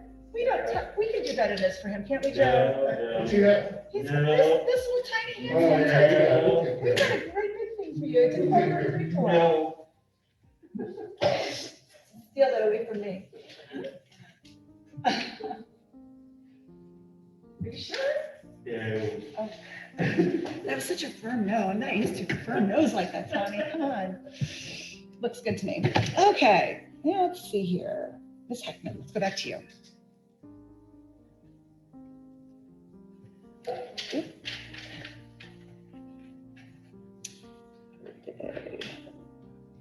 All right, Ms. Heckman, we got to get you sworn in. You solemnly swear or affirm that the testimony you shall give shall be the truth, the whole truth, and nothing but the truth? I do. Thank you. All right, Ms. Heckman, will you please state your full name and date of birth for the record? Yes, ma'am. My name is Shirley Smith. I got my September 27th, 1975.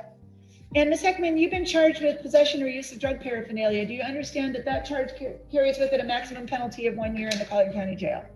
Yes, ma'am. And knowing that, how do you wish to plead? Guilty, not guilty, or no contest? I would be guilty. Thank you. Have you read and signed a plea form? Yes, ma'am. Do you understand all the rights that you're giving up by entering into this plea? Yes, ma'am. Are you entering into this plea because you believe it's in your own best interest? Yes, ma'am. Has anyone threatened you or made you any promises to cause you to enter into this plea? I have to think for a minute. And you are not currently represented by counsel. Do you understand that you have the right to be represented by counsel at all stages of the proceedings, including today? Yes, And knowing that, do you wish to proceed without an attorney? yes, I do. Are you currently under the influence of any drugs, alcohol, or medication that would affect your ability to enter into this plea? No, ma'am. Do you suffer from any mental illnesses? Do you understand that if you're not a United States citizen, this charge would likely be used against you in a deportation proceeding? Mr. Reb, anything else I need to ask her? Your Honor, the city just made a request that the defendant have 48 hours of probation transfer to the county. I think I'll give her till Monday because today's Thursday. That way, you'll have until Monday at 5 to report to probation because it's going to be transferred to Henry. Does she have to report here and then it's transferred, or will they transfer it? I don't know how that works. So could you report this morning to probation after court this morning? Go over to probation with the paperwork and let them know we're transferring it to Henry. Where is that? Literally out the door right to the left. Yeah, it's right here on the first floor. Okay. So the court will accept your plea, find that it's freely, voluntarily, knowingly, intelligently made, that there's a factual basis for your plea, and that venue is in Collier County. To the charge of possessing or using drug paraphernalia, the court will enter an adjudication of guilt, sentence you to 6 months of supervised probation, which may terminate early after the completion of all tasks. It can also be transferred to Henry County. You'll have a substance abuse evaluation, follow all recommendations, random urinalysis or breathalyzer upon request and at your own expense, court costs, and the cost of prosecution. And I think that's everything. Any questions? You look like you have a question.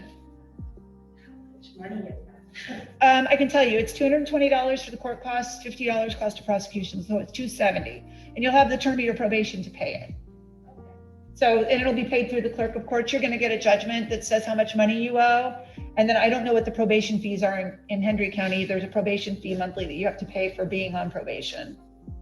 I don't know what it is though, but we'll give you time. You've got the 6 months to pay the probation or the court fees and the costs here. All you have to do is just log on to the Collier Clerk website and you'll be able to see a payment button to, even if you want to pay like $50 a month or something, or you can get it So paid. I don't have to come back to Naples. No, you don't have to come back to Naples. Just go report to probation right now and get signed up with them. They'll transfer it up to Henry. They'll tell you what to do. You probably have to go see someone in Henry to get signed up there. It might be a little bit, more work than just simply going here, but at least you won't have to come back to Naples and you can go live your life up in Henry. Okay? All right. Thanks, Ms. Ackman. Good luck to you. Thank you. All right, this gentleman here, what's his name? This was Does Mr. Pierre's case is already taken care of. He had an attorney. All right, Mr. Pierre, what's your name, sir? Do you understand English? Oh, good, thank you. Making sure. Sir, I think your case we took care of this morning. Yes, you have Adam Gordon representing you, sir. You have an attorney. And we moved your case. Where did we move his case? Because we think, wasn't he in diversion?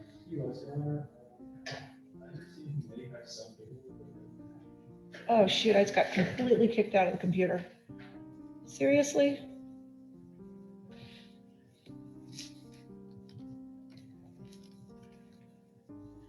Good, while you're doing that, I can figure out how to sign on again.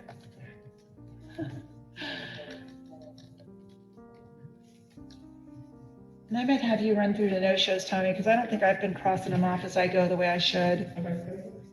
Although I have a few I'm looking like have attorneys, so we might want to address those. And then there's a few that I have here, but I won't together again. Oh, yeah, we got to do that too. Your Honor, Yes. Mr. Pierre has provided me with paperwork related to institution of community service. Uh-huh. It's clear that he completed his hours. It is an eligible cross case 20 CP. All right, Mr. Pierre, so your case has been dismissed. So you're all done. Okay, thank you for coming in today. Congratulations. Finished everything and you don't have to come back. All right, thank you.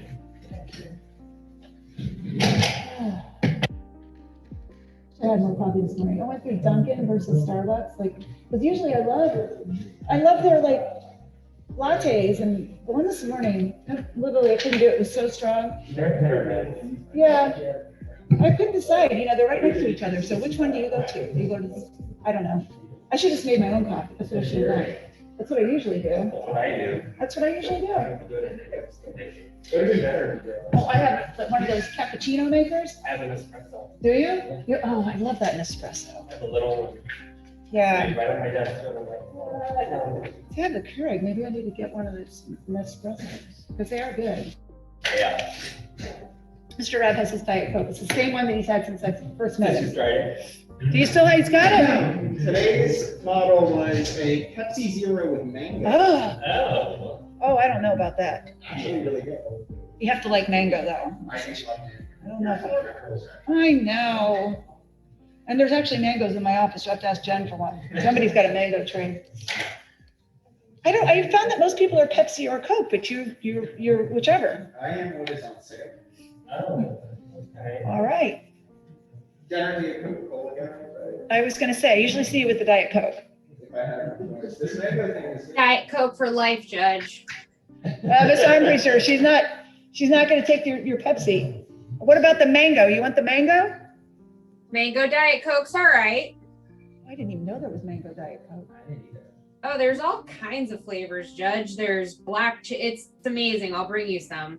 My favorite is when you go to a restaurant and ask for Diet Coke and people say it's Pepsi, okay? And it's like, well, can I pay in Monopoly money? No. Diet Coke. You don't really drink that much soda anymore.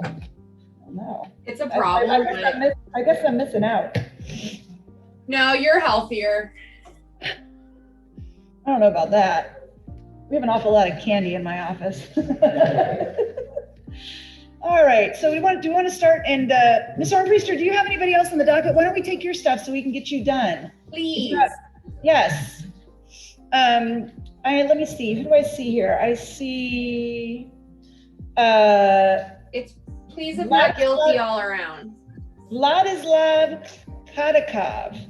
I'm hoping close. 21 mm 791. That says represented by you, and it says defendants to state correct something, but he's not here. Hold on.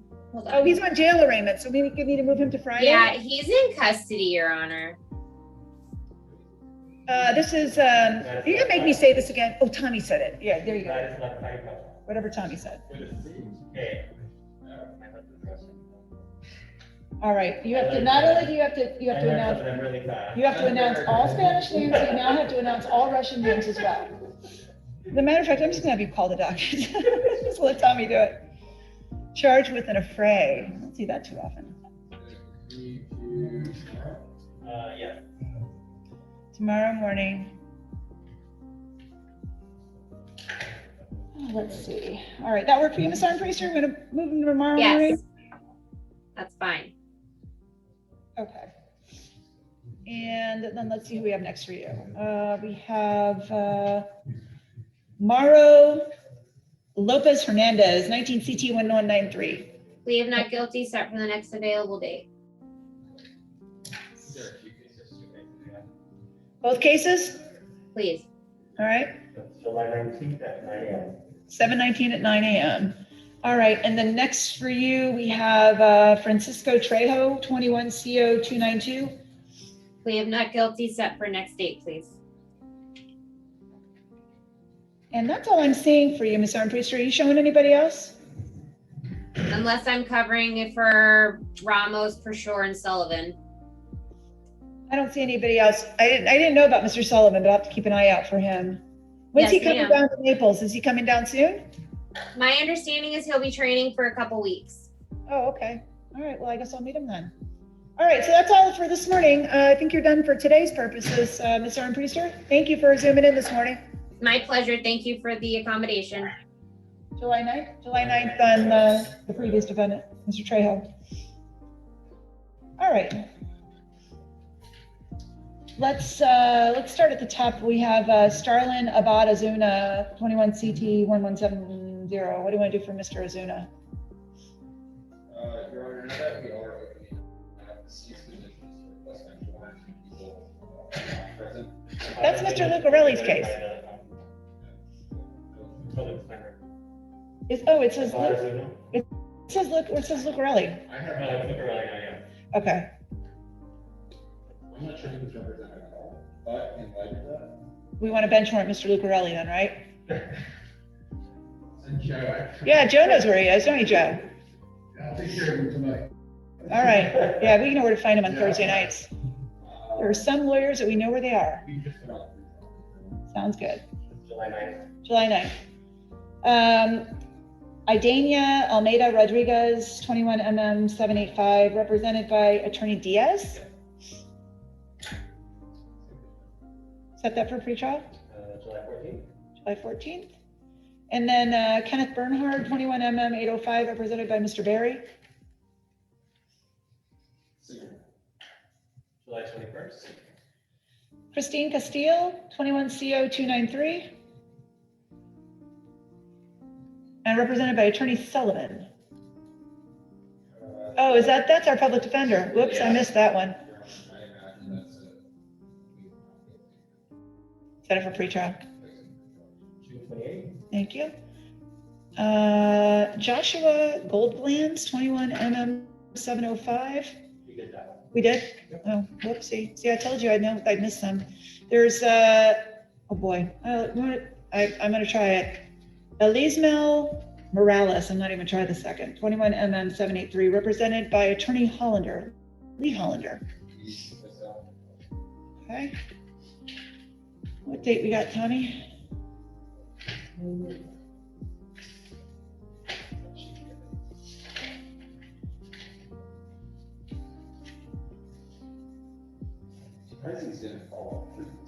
I am too. I usually do them before we start. I had my issue. Gotcha. It's July 28th. All right, perfect. Let's. I knew that the switching from 2 to 1 would be a little bit problematic. I guess the jury's out about whether it's going to be a better thing or a worse thing for you guys. Lisette Leon, Mr. Day's case, 21 MM 792.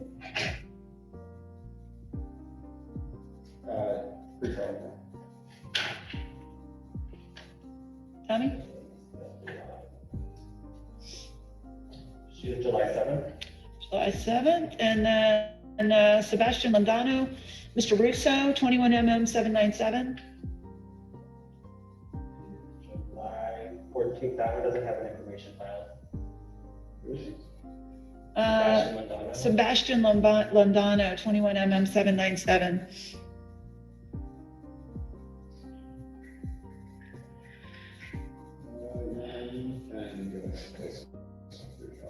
Okay.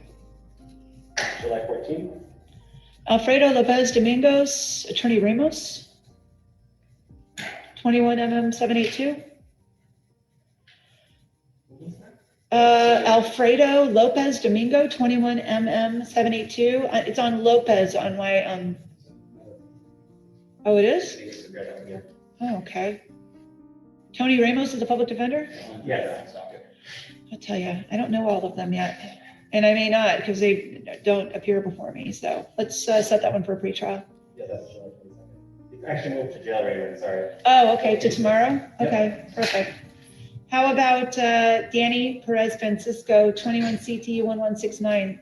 The last name of the attorney is Kirsch, Neil Kirsch, Fort Lauderdale. That's why I don't know Mr. Kirsch. It's July 26th, and under pretrial as well.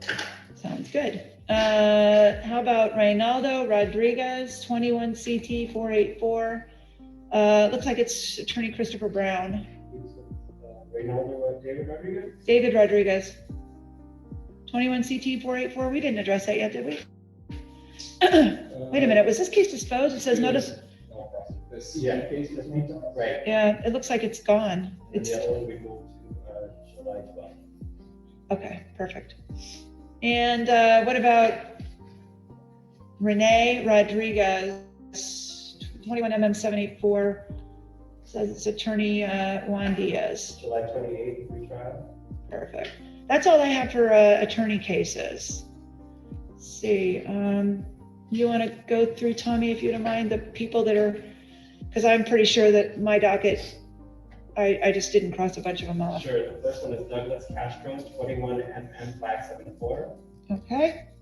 Mr. Castro, Fish and Wildlife. Your Honor, this defendant is previously appealed. Yeah, it's going to be a bench warrant. I think I moved it to today to get him here. So bench warrant, $500 bond.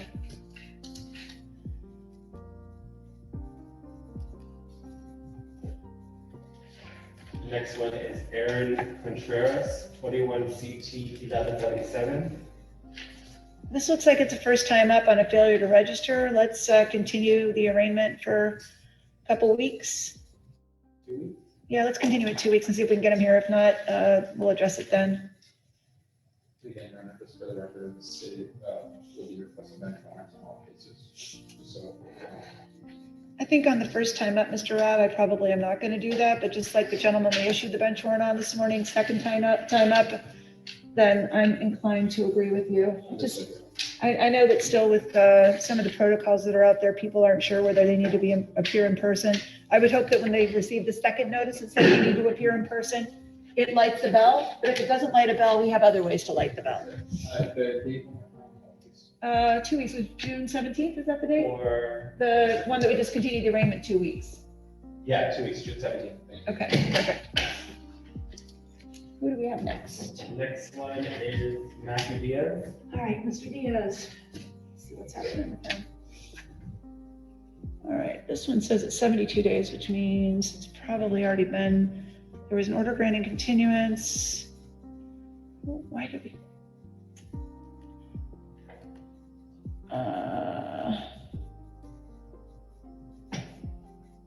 Why was there a continuance granted? Oh, okay. 4/15. Set an arraignment, canceled arraignment due to continuance granted, but I continued it. Oh, it says 6/3. I'm going to continue this one 2 weeks. I realized that there was continuance granted before, but the defendant was at least in contact with the court. So let's see if we can't get him here in 2 weeks. Was the 17th at 8:30? All right, perfect. What do we have next? Next one is Alexander Hernandez. All right, Alexander Hernandez, case number 21 CT 885. Looks like she wasn't present last time. Bench warrant, $500 bond.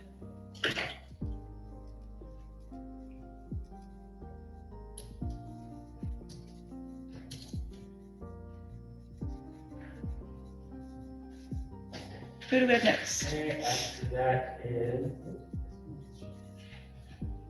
Pedro Lucas, 21 CO 202. All right, Mr. Lucas. Yeah, previous FTA here. Previous FTA, bench warrant, $500 bond.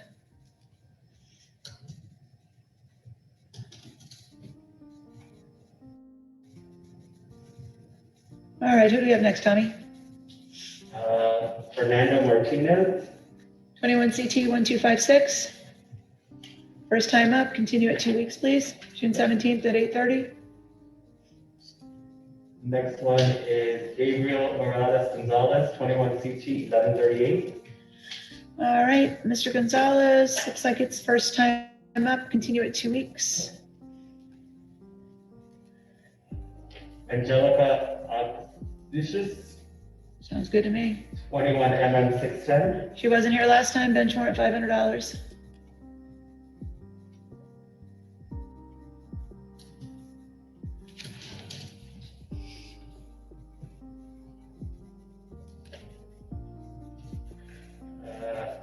Tyree Harvey Quinn, 21 CT 827. Same thing, bench warrant $500, wasn't here last time.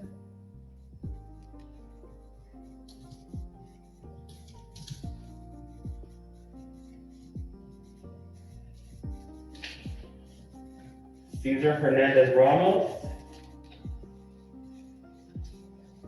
Mr. Ramos also wasn't here last time. And his mail's being returned. Let's see what address we have for mail. 110 13th Street Southwest. Let's see here.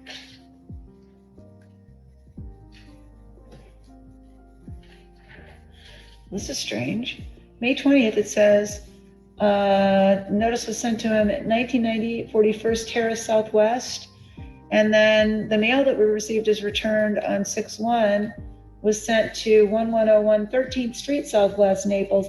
And it actually says return to sender, no such number, unable to forward.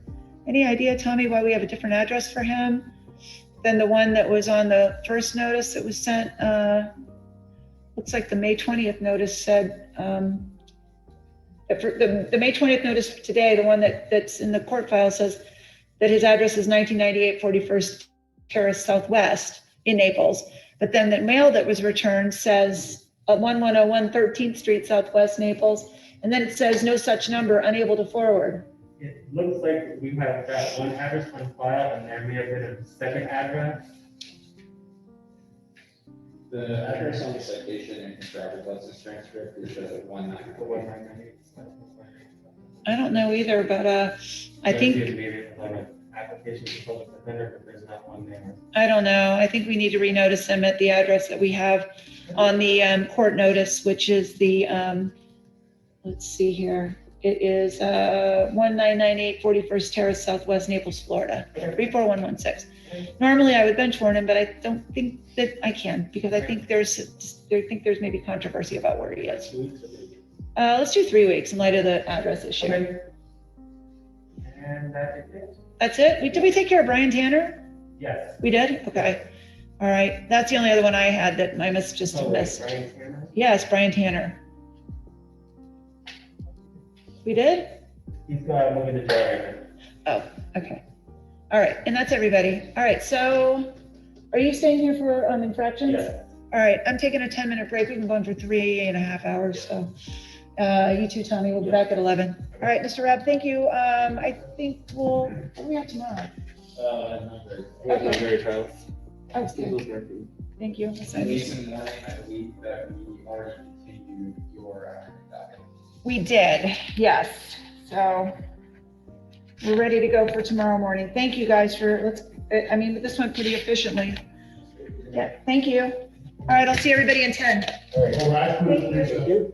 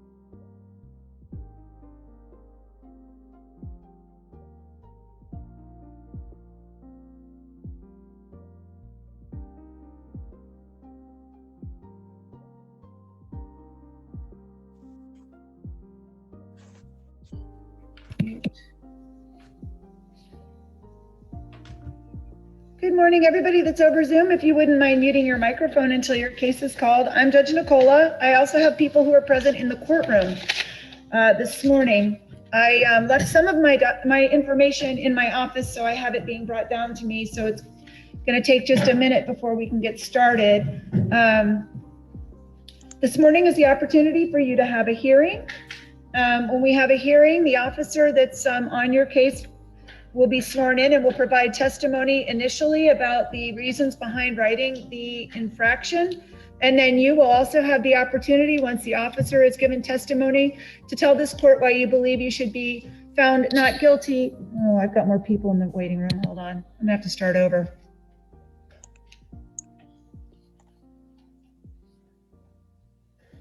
Good morning. Hi, good morning, everybody that's connecting to Zoom. If you would not mind, please waiting until your case is called and also muting your microphone. This is Judge Nicola. I have people that are appearing over Zoom, and I also have people that are present in the courtroom. The Naples Police Department, the officers who have issued the infraction citation, are also appearing over Zoom. Our procedure is that if you want to go forward with your hearing this morning, the officer provides testimony first about the reason behind the infraction and the facts and circumstances surrounding giving the infraction. And then you will have an opportunity as a defendant to provide your explanation as to what happened that day and to explain to the court why it is that you believe that you should be found not guilty of the infraction that was filed against you. You also have an opportunity, if you would like to call witnesses on your behalf. You don't have to, but if you have witnesses, you can also call them. To present any evidence that you may have by way of mitigation. If you do have paper evidence, though, it's difficult for the court to take that paper evidence unless it is screen shared or shown some other way so we can see it. Thank you. All right. Anybody have any questions before we start this morning? No? All right. So I'm going to have everybody that's over Zoom. I'm gonna have to swear in the officers individually, obviously, but I want to have all of my defendants raise your right hand and be sworn. You all swear and affirm that the testimony you're about to give will be the truth, the whole truth, and nothing but the truth? Yes, I do. Yes, thank you, everybody. All right, the first case that I'm going to call is case number 21MO303, and this is Officer Enerado's case, and the name of the defendant is Susanna Lay. Yes, ma'am. Ms. Lay, there we are. Yes, thank you. Thank you. Morning, Your Honor. Officer Enerato, can I get you sworn in, please? Sure. You swear and affirm the testimony you're about to give will be the truth, the whole truth, and nothing but the truth? I do. And you have two cases before me, sir. Would you agree that it'll be the truth, the whole truth, and nothing but the truth in both cases that you have before me here today, sir? I do, ma'am. All right, fantastic. Officer, did you by any chance have an opportunity to receive an email that was sent to my office this morning? I don't know whether it was forwarded to you. It came, and I've been in court since about 8:15 this morning, so I just am now reading it. Okay. Did you see it, officer? I did not, ma'am. It would come to me, officer. I'm sorry, Your Honor. I'm Kate Mindeck, the court liaison. Yes, Ms. Mindeck. I did get a couple emails, but not regarding any of Officer Enerado's cases. Okay. Well, I'm going to read you what I received. Okay. This is from Miss Lay. Yes. On Sunday the 8th, I gave myself a Mother's Day gift by heading to the most beautiful beaches in Naples, Florida, with an exclamation point. So we like that. Thank you. I purchased a pop-up tent from Costco and tried to set it up on that day on the beach. However, I spent most of the time securing it on the sand, but had no luck several times. But it was extra windy that day, and finally the pop-up tent flew away with my belongings, including the bag where my cell phone was. By the time I recouped my stuff, it was 30 plus minutes that I was able to see my cell, which I also need my reading glasses. I sent the tent picture in the next email, as I have to take it now to show you, and she provided a copy of her cell phone, officer, indicating that the parking meter had expired, and I'm guessing that the reason why she got this ticket is she didn't realize that it was expiring, and with everything that was going on with her, she was not able to realize that she needed to pay the meter, and she's asking the court for leniency. Does that sum it up, Ms. J? Yes, Lay, sorry, Lay. Oh, I'm sorry, Lay, excuse me. It's okay. I think I need my glasses this morning too. It's my first time. I didn't know that's a new system too that you guys put in the city of Naples. The text messages where you get that. Well, I mean, and I think that that's set up really, Ms. Lay, in order to help you to understand that your meter's about to expire, so you're not running to the beach. And I did reply. I did put 60 minutes, but I didn't realize, through the whole commotion, that you were already expired. And I see that actually, that it says 60, but unfortunately it looks like your meter was expiring at 2:11. And by the time you asked to put 60 more minutes in it, you had already received the ticket. That's when it flew away. But anyways, I just wanted to show you this is the reason why. It's not that I was trying to not pay, the reasonable price of parking in such a beautiful beach. But again, it's my first time because I didn't know that you guys have City of Naples private beaches as well as beaches of Collier County, even though they're all on the same route. Was it? I think it's Gulf Boulevard or something like that. All the beaches. Yep. Yeah. So I just didn't know. I didn't know it was packed that day and it was windy. So it's not that I'm not trying to avoid to pay the cost of parking. Okay. Officer, what would be your response, sir? Your Honor, I have full confidence in the court's decision. I support you. Thank you. I appreciate that, sir. You know what, ma'am? It sounds like you were having what looked like it was going to be a really great day. It turned out to be kind of a bad day for you with all your stuff blowing away on the beach. And well, I was solo, so it was hard to do all those things. I admire you trying to put up a pop-up tent by yourself. I can't imagine that I would try to do that by myself. So what I'm going to do is I'm going to issue a judicial warning, but I'm going to ask that you pay the $10 court fees. Absolutely. So that would be the order of the court. That just basically means that I accept your situation, and I realize that it was, it happened, and that you're going to make sure to be a little more diligent next time to make sure that when the meter's about to expire, even if you lose your phone, you keep track of that time because you'll be back before me, which is where you don't want to do. So you'll have to pay the $10 to the clerk of courts, and your case will be dismissed. Thank you so much. Have a great. Thank you, Ms. Day. You too. How do I go about paying that? I don't know how to do that. You can come in person, or you can pay it online at thecollierclerk.com. Okay, thank you.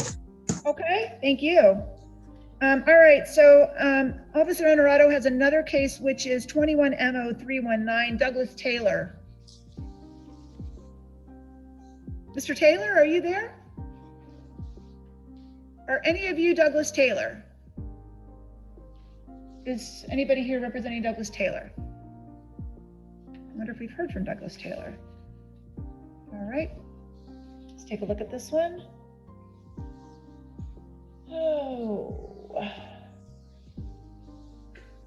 what is the next traffic citation docket that we have? Oh, wait a minute, there's a motion for continuance that was filed. I didn't see it. Oh, okay.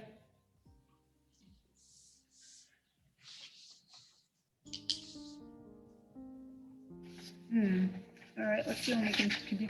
I received a motion for continuance, officer, and I hadn't seen it before now. Let me see if I can give him a new court date where we can set this. Yeah, it's gonna have to go way past then. It's gonna go to, yes, sir? Your Honor, this was an expired beach permit. So maybe if they got a new beach permit, you can just. The letter that I got from him, I'm guessing he's a part-time resident. His letter said that he's out of town until September 22nd. And I would hope that he is getting his beach permit renewed. I didn't see anything to indicate that it had been renewed. So I think I'm gonna put this on my October 21st docket at 11. And I'm also gonna put a note in Smart Bench. Okay, where's my notes? Here they are. Just so that I remember, because between June and October, chances are I won't remember this. The defendant requested continuance to back in town, only needs to renew beach parking permit. Once he renews his beach parking permit, he's free to park where he was parked. Is that right, Officer Honorado? He just needed a permit. Yeah, he was on 10th Avenue South, and if that requires a beach permit, and his was expired in January. All right, so hopefully the first thing he's going to do when he comes back to Naples is get himself a new beach parking permit. But I'm going to grant the continuance, set it on that October date, and then What We'll was address that, it then. 1021, is that what you said? Yes, sir, 1021 at 11, it'll be with me. All It'll right, stay with very me. good, ma'am. Thank you. I'll be able to see my notes. All right, Right. thank you, sir. Have a good rest of your day. Thank you. Thank you. All right, next would be Officer Lupian. We're gonna start with Carol Fuller, case number 21 MO257. Ms. Fuller, there you are. Ms. Fuller, I hope you were able to hear me this morning. I was trying to explain that I had about 70 people in the courtroom for arraignments this morning, and a lot of y'all zoomed in for the 11 o'clock at 9, and I was just trying to tell everybody, like, come back in at 11. I wasn't sure if you heard me because I didn't hear you respond. You are muted. Now I need you to turn your microphone on. There you are. Ms. Fuller, you're still muted. Nope. There you go. Nope, your microphone doesn't seem to be working. I can't hear you at all. If you can hear me, you can call my judicial. There we go. Can you hear me now? Yes, your mic was off. It's on now? Yes, ma'am. Okay. All right, I need to get Officer Lupian sworn in. You swear and affirm the testimony you're about to give will be the truth, the whole truth, and nothing but the truth. I do. All right, and let me just pull this up. So, officer, can you please tell the court why it is that you gave Ms. Fuller a citation for having expired meter and the facts and circumstances surrounding that citation, please? Yes, Your Honor. On April 9, 2021, at approximately 10:13 a.m., I observed a Lexus vehicle with a Florida license plate of L Lima, A Alpha Uniform, P Papa 17. It is parked at the Broad Avenue South Beach End in space number 9941. The meter for this location was not paid, and the vehicle did not have a beach parking permit, so I issued a citation. Now I have pictures of the license plate, the front windshield of the vehicle, as well as the parking space number. Okay, thank you. All right, thank you. You can see that, yes? Yep. Yes, absolutely. That's my car. Okay. All right, thank you, officer. Ms. Fuller, what do you want to tell the court? Well, I was visiting Naples for 2 nights with friends of mine. We were coming from Venice and decided to go to the beach to see the water, to walk the boardwalk, which we did. I parked directly behind 2 of my friends and had a passenger in my car. So we parked, went to the kiosk to pay. We got there was a gentleman spending quite some time maneuvering the system. Then my friend paid. It took her some time, and she said she would help me get through the process with my visa. I did, and we both thought I had paid. The only difference that we saw was she got the opportunity for a text message. I did not. So I just said, Mary, I think I paid this. And she said, I'm sure you did. But I didn't get the opportunity for a text message. So we went off to the beach where we just walked the boardwalk. We saw the blue pinwheels for the officer who had supported Child and Family Services. We stayed for that ceremony and then returned back to our cars. I drove off thinking I had paid. It certainly was my intent. I was not in any way trying to skirt a system. I just thought I paid. I did not see a parking ticket at all. About a week later, while going through a car wash in Venice, the attendant came out and said, ma'am, we just found this parking ticket.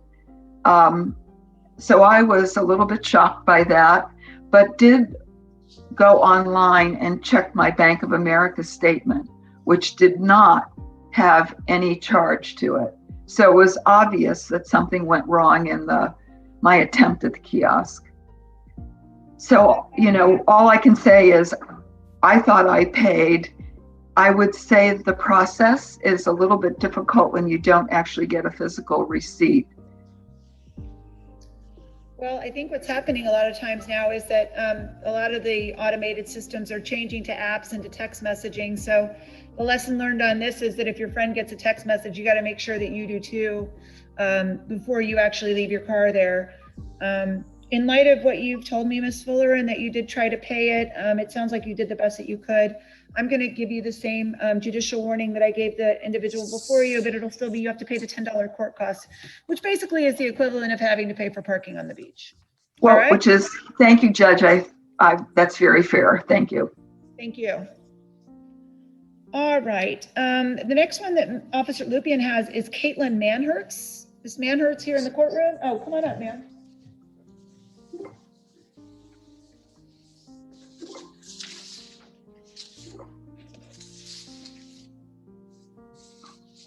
Good morning, Ms. Manhertz. Can you hear this testimony, everything over the Zoom, I'm hoping? Yes? Okay, good. All right. And Officer Lupien, would you tell the court why it is that you cited Ms. Manhertz with having an expired meter and the facts and circumstances surrounding that charge, sir? Yes, Your Honor. On April 28, 2021, at approximately 4:10 p.m., I observed a Hyundai vehicle with a Florida license plate of D Delta, B Bravo, L Lima, T Tango 97, parked at Lauderdale Park in space number 101. The meter for this location was not paid and the vehicle did not have a beach parking permit, so I issued a citation. I have pictures of the vehicle front windshield, the license plate number, and the space number where it's parked at. Do you agree that your car was parked in space 101? Okay, she agrees with that, officer. Thank you. Blue car? Okay. And agrees that that's her vehicle. Got it. Thank you. All right, Ms. Manhertz, what would you like to tell the court?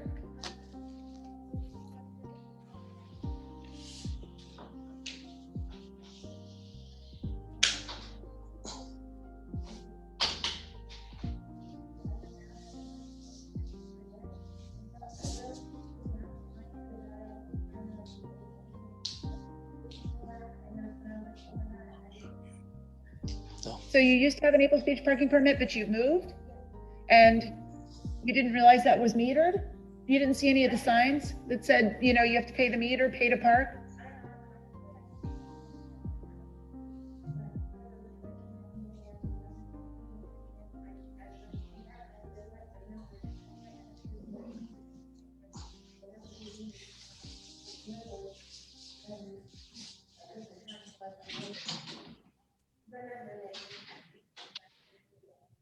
Okay. All right, I don't know if you can hear Ms. Manhertz, Officer Lupien, but she's indicated to the court she used to live in Naples. She doesn't live in Naples anymore. She didn't realize that Lauderdale Park was metered. She doesn't have a Naples Beach parking sticker. She has a sticker from somewhere else. And that day she was absent-minded and just didn't realize it. You have to be more aware of the signage. I also grew up in Naples, and I'm, Lauderdale Park and the places where you have to have a beach parking sticker and or pay a meter are pretty well signed now. So I understand being absent-minded, but at the same time, when you're in Naples and you see those marked spots, you have to pay attention. So I am going to find that there's a violation. I'm going to enter a reduced fine in your case of $25 plus the court costs. And that way you just make sure next time you pay more attention. I'm not imposing the full fine, but I'm imposing a fine. Okay, thank you. All right. And officer, your next case would be Tamara Schumann. I like your name. I don't meet too many that have the same exact name as I do. Yeah?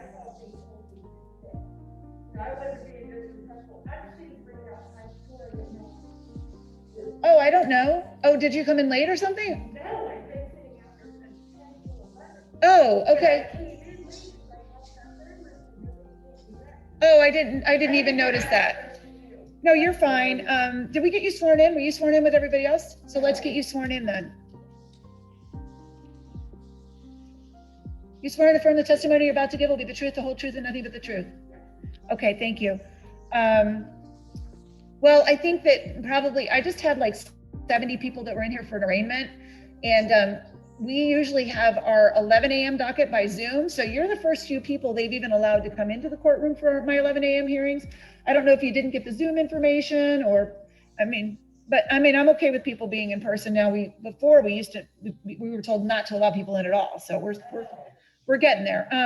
So I have Officer Lupien who's over Zoom, and I'm going to have him tell me why it is that he gave you the ticket for. Okay, yeah, and I don't know what's happening with that. You shouldn't have, but some of our procedures are a little messed up right now. Hopefully we're going to get them back to where everybody understands what we're doing, but I don't know. Sometimes I'm doing the best I can.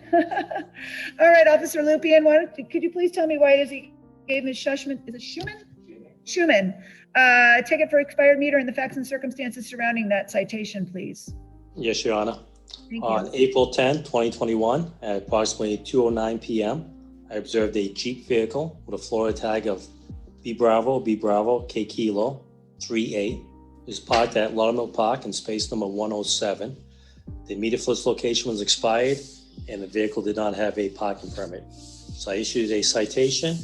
And I have pictures of the license plate, the front windshield of the vehicle, as well as the parking spot number. Okay. Ms. Schumann, do you agree that's your vehicle? Ms. Schumann is in agreement that that is her vehicle.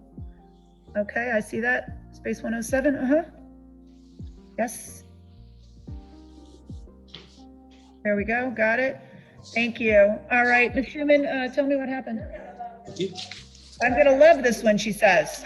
Trust me, I've heard a lot of stuff in the couple of years I've been a judge.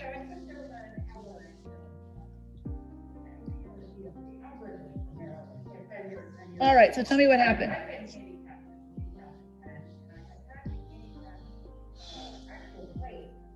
When I went in last year, Yes? the young lady asked me if I'd like to donate as a top my cat. Cool, and I love that. Right? Okay. I didn't have a handicap plan.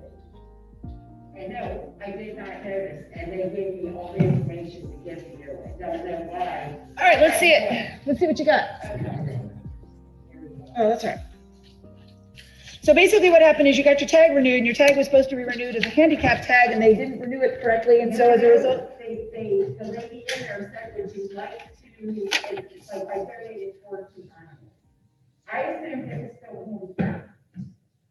And that's what they said, why did they do that to you? So I've been parking in handicap everywhere, because I've had the same handicap tag since 2010. Was she charged with parking in a handicap, officer? No, Your Honor. No, you're charged with parking in a metered spot. They took it, or they gave me a different tag for donating towards the animals. So I didn't know that, because I've always had a handicap plate. But I thought it'd be nice to donate towards, it's a dog in the cat tag. I'm having a disconnect here for some reason. I'm missing a piece of the puzzle. Okay. You had a handicap sticker on your car. You go to renew your plate, you donate to the animals, and somehow you no longer have your handicap sticker. No, I got a different plate. So how does your different plate change anything? That's what they would know. So that's why they gave me all this, because they said they should have never taken your tag. Who took your tag? The right next door. And I got all the people involved there. I was there for about an hour. Because I had the actual plate. But this has to do with being parked in a beach parking spot where the meter is expired. Yes, because. How does the handicap thing affect the beach parking thing? Because they say you can park in handicap without paying. But you weren't parked in the handicap, you were parked in a metered spot. I don't know that the handicap, well, let me ask Officer Lupien. Does Officer Lupien, if she had a handicap placard or handicap sticker, would that have affected her ability to park there without paying the meter? She would not have had to pay the meter if she had a handicap permit. She's showing me everything to indicate that she has a handicap permit. It sounds like a huge mess to me. I mean, you've shown me sufficient information to show that you do in fact have the handicap. You got to make sure that it's visible to law enforcement. All right, case dismissed. Thank you. Yeah, it's a tangled web that was, I get it. Thank you. Thank you, officer. Thank you. And believe me, when you say I haven't heard it all, yes, I have. Thank you very much. Some of the things that I won't say out loud, right, Tommy? Yeah. Good day to you, ma'am. All right, let's see. The next one would be Officer Walters. You got your cases, sir.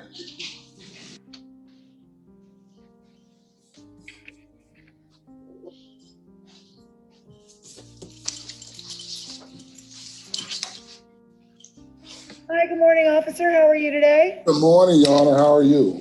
Pretty good so far for a Thursday. Want to get you sworn in for all your cases, sir. Are you ready? Okay. Yes, You swear to affirm the testimony you're about to give will be the truth, the whole truth, and nothing but the truth. I do. All right, the first case I have for you, the name is Milan Sandrak, 21 MO 262.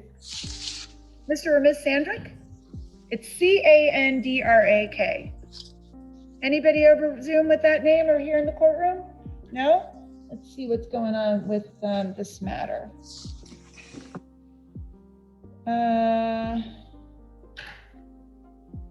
Request for hearing.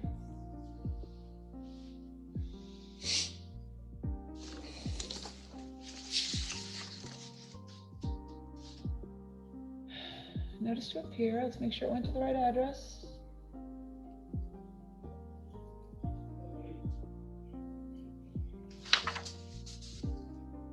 And it looks like it did go to the right address without the defendant having appeared in court to explain why this individual was not in court and was ordered to be here at 11 a.m. and it's 11:30. The court will impose the entire violation. The total fine with court costs is $102. Yes, sir. No, 21 MO 262, Milan Sandrak. The fine is, let me make sure, 77. Oh, so it's 97.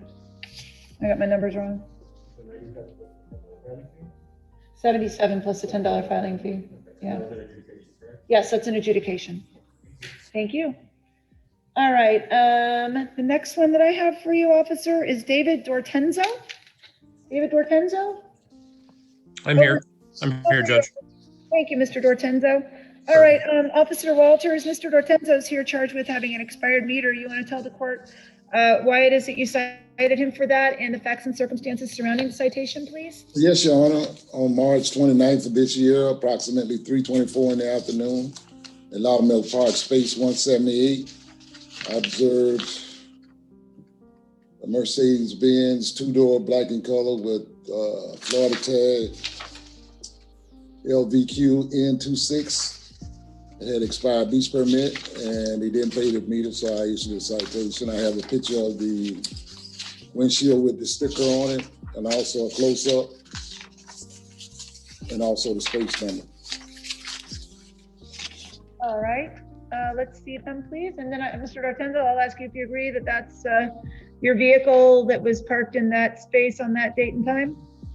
It is. I can't see the picture yet, but that all sounds, yeah, that's it. Okay, thank you. There's your car. Yep. Right. Looks like you got a beach parking sticker and the sticker was expired. Let me ask you this, Mr. Dortenzo, have you gotten the sticker reinstated? Yes, I have. Fantastic. Yeah, didn't want to do that again. Yeah. When did you have it reinstated? I believe it was in March. We traveled home for our grandson's birth, so when between the time, that would have been in April probably. I apologize. All right. You haven't told the court that you reinstated it. That's sufficient to the court. The court will dismiss the citation. Oh, super. Thank you so much. Appreciate it. Just keep an eye on it. When they expire, then you can't park there, all right? But I think you know that lesson learned, right? I do, but just one question. I just because I thought I checked the website and I thought that the offices were closed for the COVID situation. So I thought they were honoring expired passes. That's what I thought I read, but is that consistent with court's understanding? Okay. Well, it's mooted. I think the city of Naples offices were open through COVID as far as I know. They may have had restricted hours, but as far as I know, they were just like the courthouse. I mean, we never closed. We had some situations where we didn't let people in, like if they had COVID symptoms or stuff like that. But I still think that our county and our government, other governmental offices were actually open, or city offices. But I Fair enough. understand sir, I can tell you there was a lot of misinformation that went around over this past year. So hopefully as we're moving forward, all of that misinformation will go to the wayside and we'll be back to normal. That's what we're Absolutely. so Thank you. for coming in and explaining today, and thank you for getting your beach parking sticker reinstated, sir. Absolutely. Thank you very much. Thank you. All right, bye. Bye-bye. How about Maureen Fitzgibbon Runzel, 21 MO 212. Miss Runzel, there she is. Right here. Thank you. And Officer Walters, you also cited Miss Fitzgibbon Runzel for having an expired meter. Can you provide the court with information regarding that citation and all the facts and circumstances surrounding that, please? Yes, Your Honor. On March 26th of this year, approximately 8:28 in the morning, at 5th Avenue South, space number 525. The space was expired and I issued a citation. I have it was a Florida 11606Z Ford, 4-door gray in color. I have a picture of the windshield and also the space number.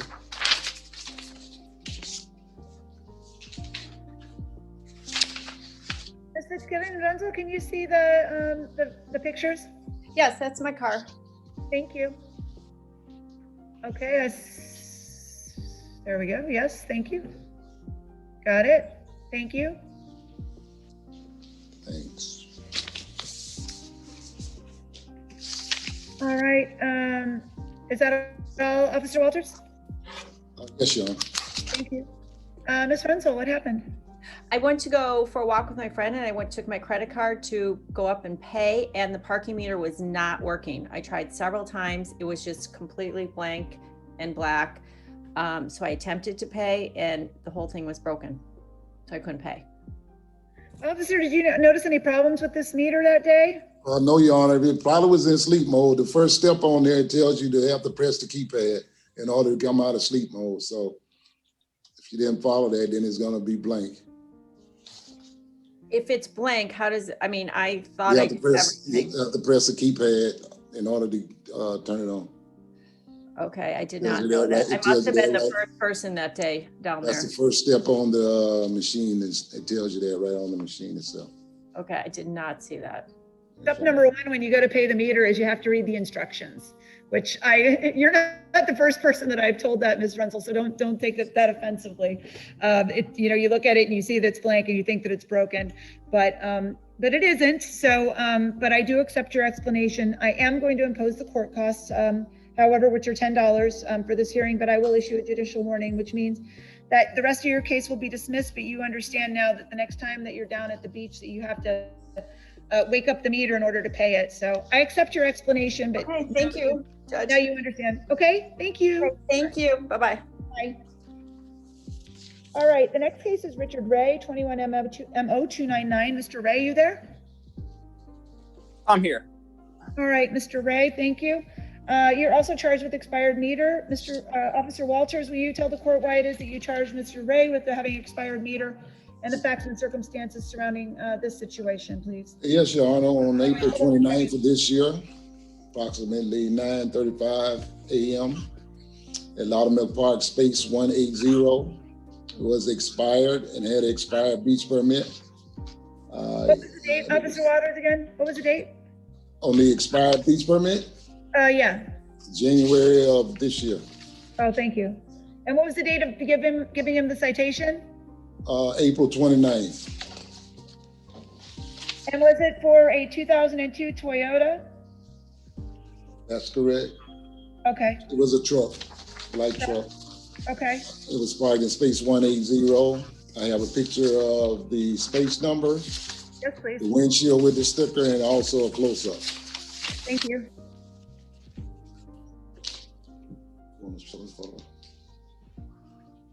Thanks. Okay, thank you. Okay, thank you.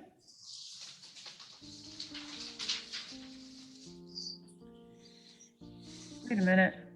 January. Okay. All right. Thank you. Nothing further. Thank you. Thank you. Mr. Ray, I received a copy of a vehicle registration indicating that a beach permit was issued to you on April 6th of 2021, which is prior to Officer Walters giving you the citation. So where's the new sticker? Good morning, Your Honor, and Officer Walters. Yeah, that showed up on the window right after the citation. So just wanted. So you got the beach parking sticker, but you forgot to put it on your car? It was weeks prior to it. Yeah. I'm so busy renovating my house, I don't go to the beach anymore.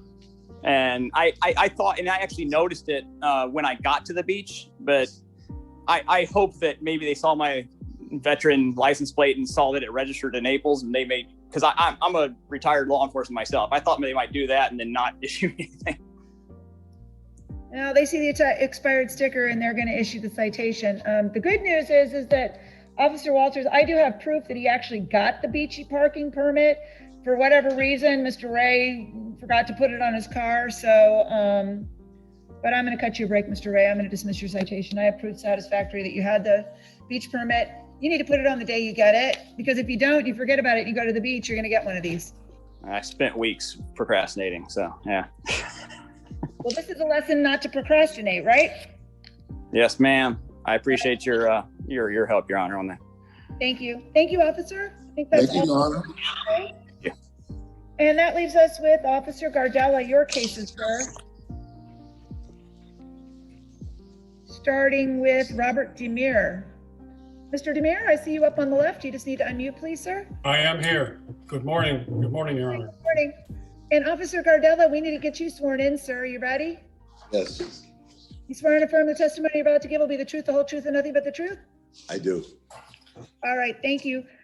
Officer, can you tell the court why it is that you cited Mr. Demir? Am I saying your name correctly? Is it Demir? Deemer. Deemer. Thank you, sir. Mr. Deemer, for having an expired meter and the facts and circumstances surrounding that citation, please. Yes, Your Honor. Thank you. On March 23rd, 2021 at 5:01 p.m. on 13th Avenue South, space 1328, I wrote a citation for expired meter. It was, I think, a Massachusetts license plate 3AG725 Volkswagen white SUV, and I have photos of the space, the windshield, and the license plate. Thank you. Okay. 1327, I wrote down 1328, okay? Okay, thank you. All right, thank you. Mr. Deemer, is this your car, sir? Do you agree? Yes, it is. Okay, thank you. All right, please continue, officer. There was no beach sticker, and the space was expired. That's why I wrote the citation, and that's about it. When did the space expire, officer, if you know?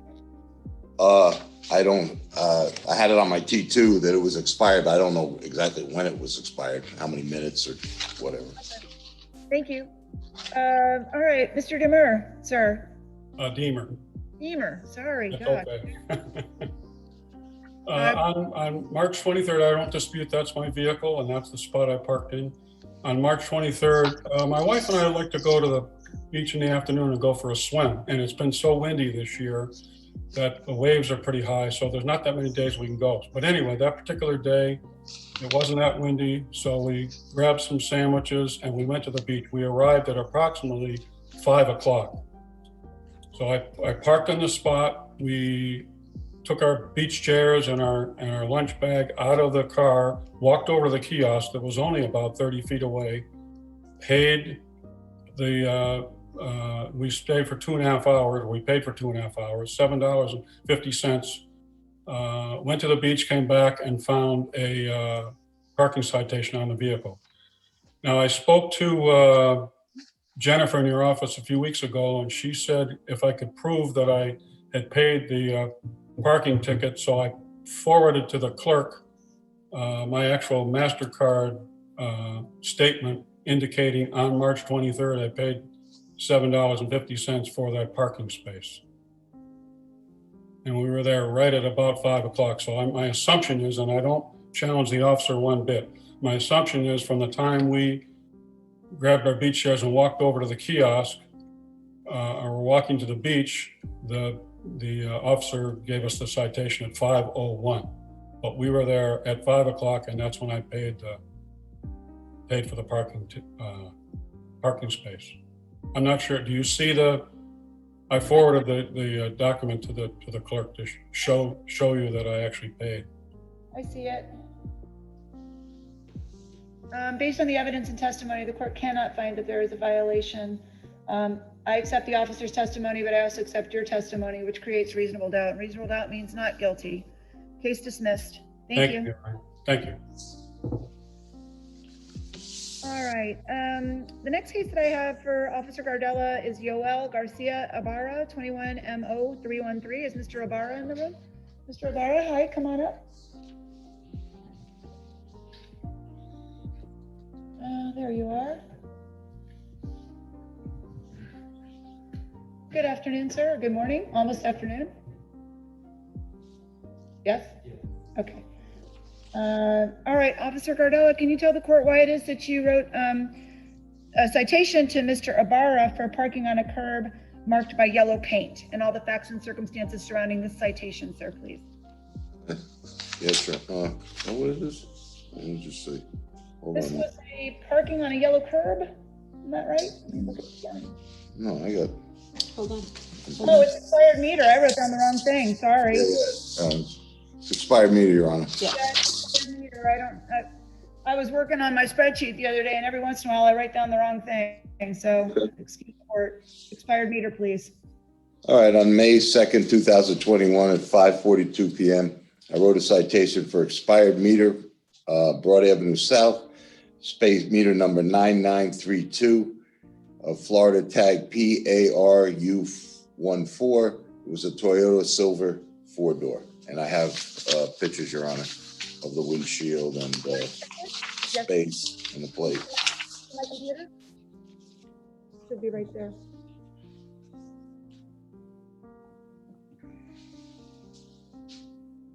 Okay.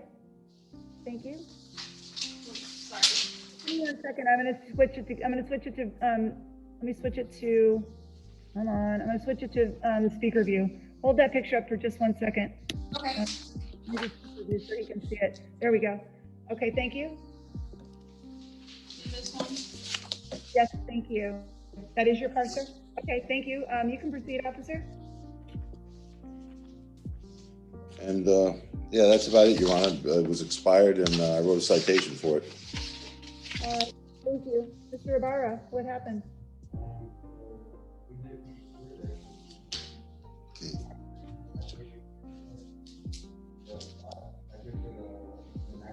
You paid for the wrong spot? And I have my bank account,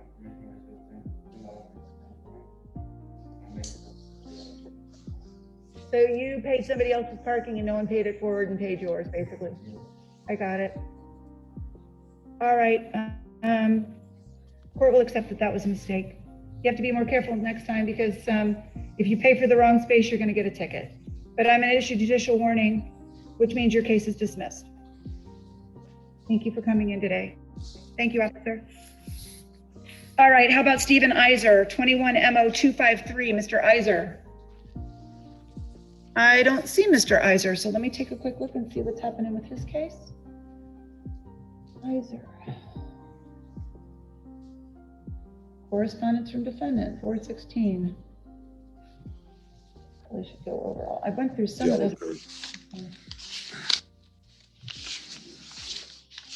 Iser was yellow curb? Yeah, that's the one. Mr. Iser is not here, but we received correspondence. It says, curb area which painted yellow is indicated in photo A, but was situated in an area that was off the paved travelway of automobiles. My car was entirely off the travelway. There was no signage posted within the area with regard to yellow painted curbs. All right. Well, every once in a while, the defendant sent in an exhibit which actually supports your claim, officer. This defendant did. He actually sent Well, thank you. to show that he in fact did commit the violation. And he's not here, so the court's entering an adjudication by default and does not accept the explanation. The explanation actually supports that he did commit the violation, which means it will be a $77 fine plus the court costs, $10. Thank you, Your Honor. Thank you.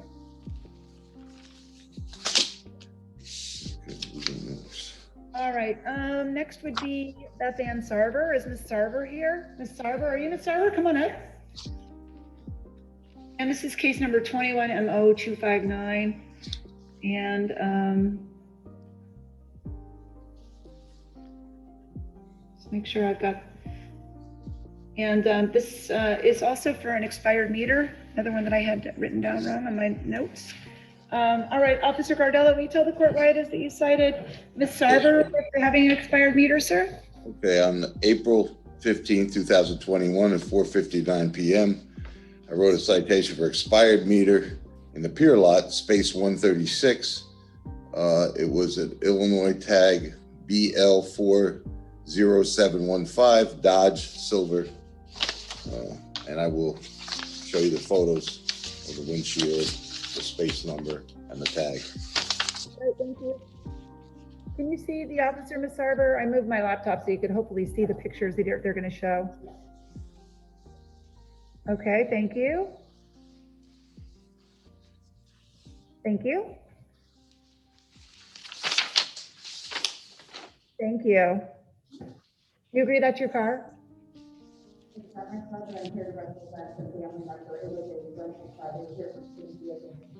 I saw that it was a rental car. I noted that was on the citation. All right, thank you. All right, thank you, officer. Anything else you want to tell the court? No, Your Honor. All right, thank you. Ms. Sarver, what happened? Oh, thank you very much. First of all, I remember your attempt to call me twice last week. Okay. Our deadline to go to press, I'm a journalist, and I did write her back and call and left her in voicemail. Okay. And told her I would be here today. I think the main reason I'm here actually is to opportunity for the city of Naples, because I've discovered something that they need help with. And that is the people at the parking meters. Because here's what happened. We paid, we were all dressed up to go to dinner with our family from San Diego. And they had never seen the Naples Pier before. So my stepson parked the vehicle. My husband's grandchildren got out and we went to take them over to the pier, but we stopped and paid our parking.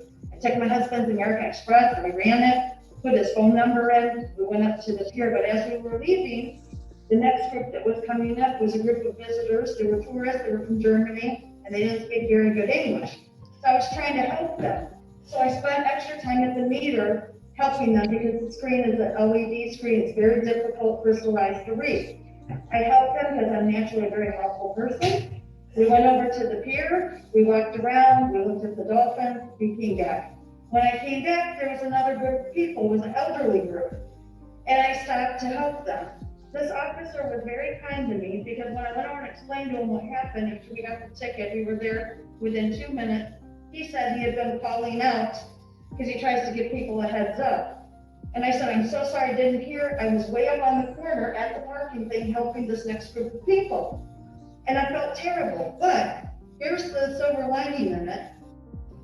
Well, he gave me the ticket and I was like, oh my gosh, it's $77. And I didn't want Derek, my stepson, to have to pay it. And I didn't want him to get charged on his rental car. So I took the ticket. He said, you can send it in and ask for a hearing, which is why I'm here. In the meantime, I did go back to the scene on April 19th and I took several photos of groups of senior citizens trying to navigate this piece of equipment.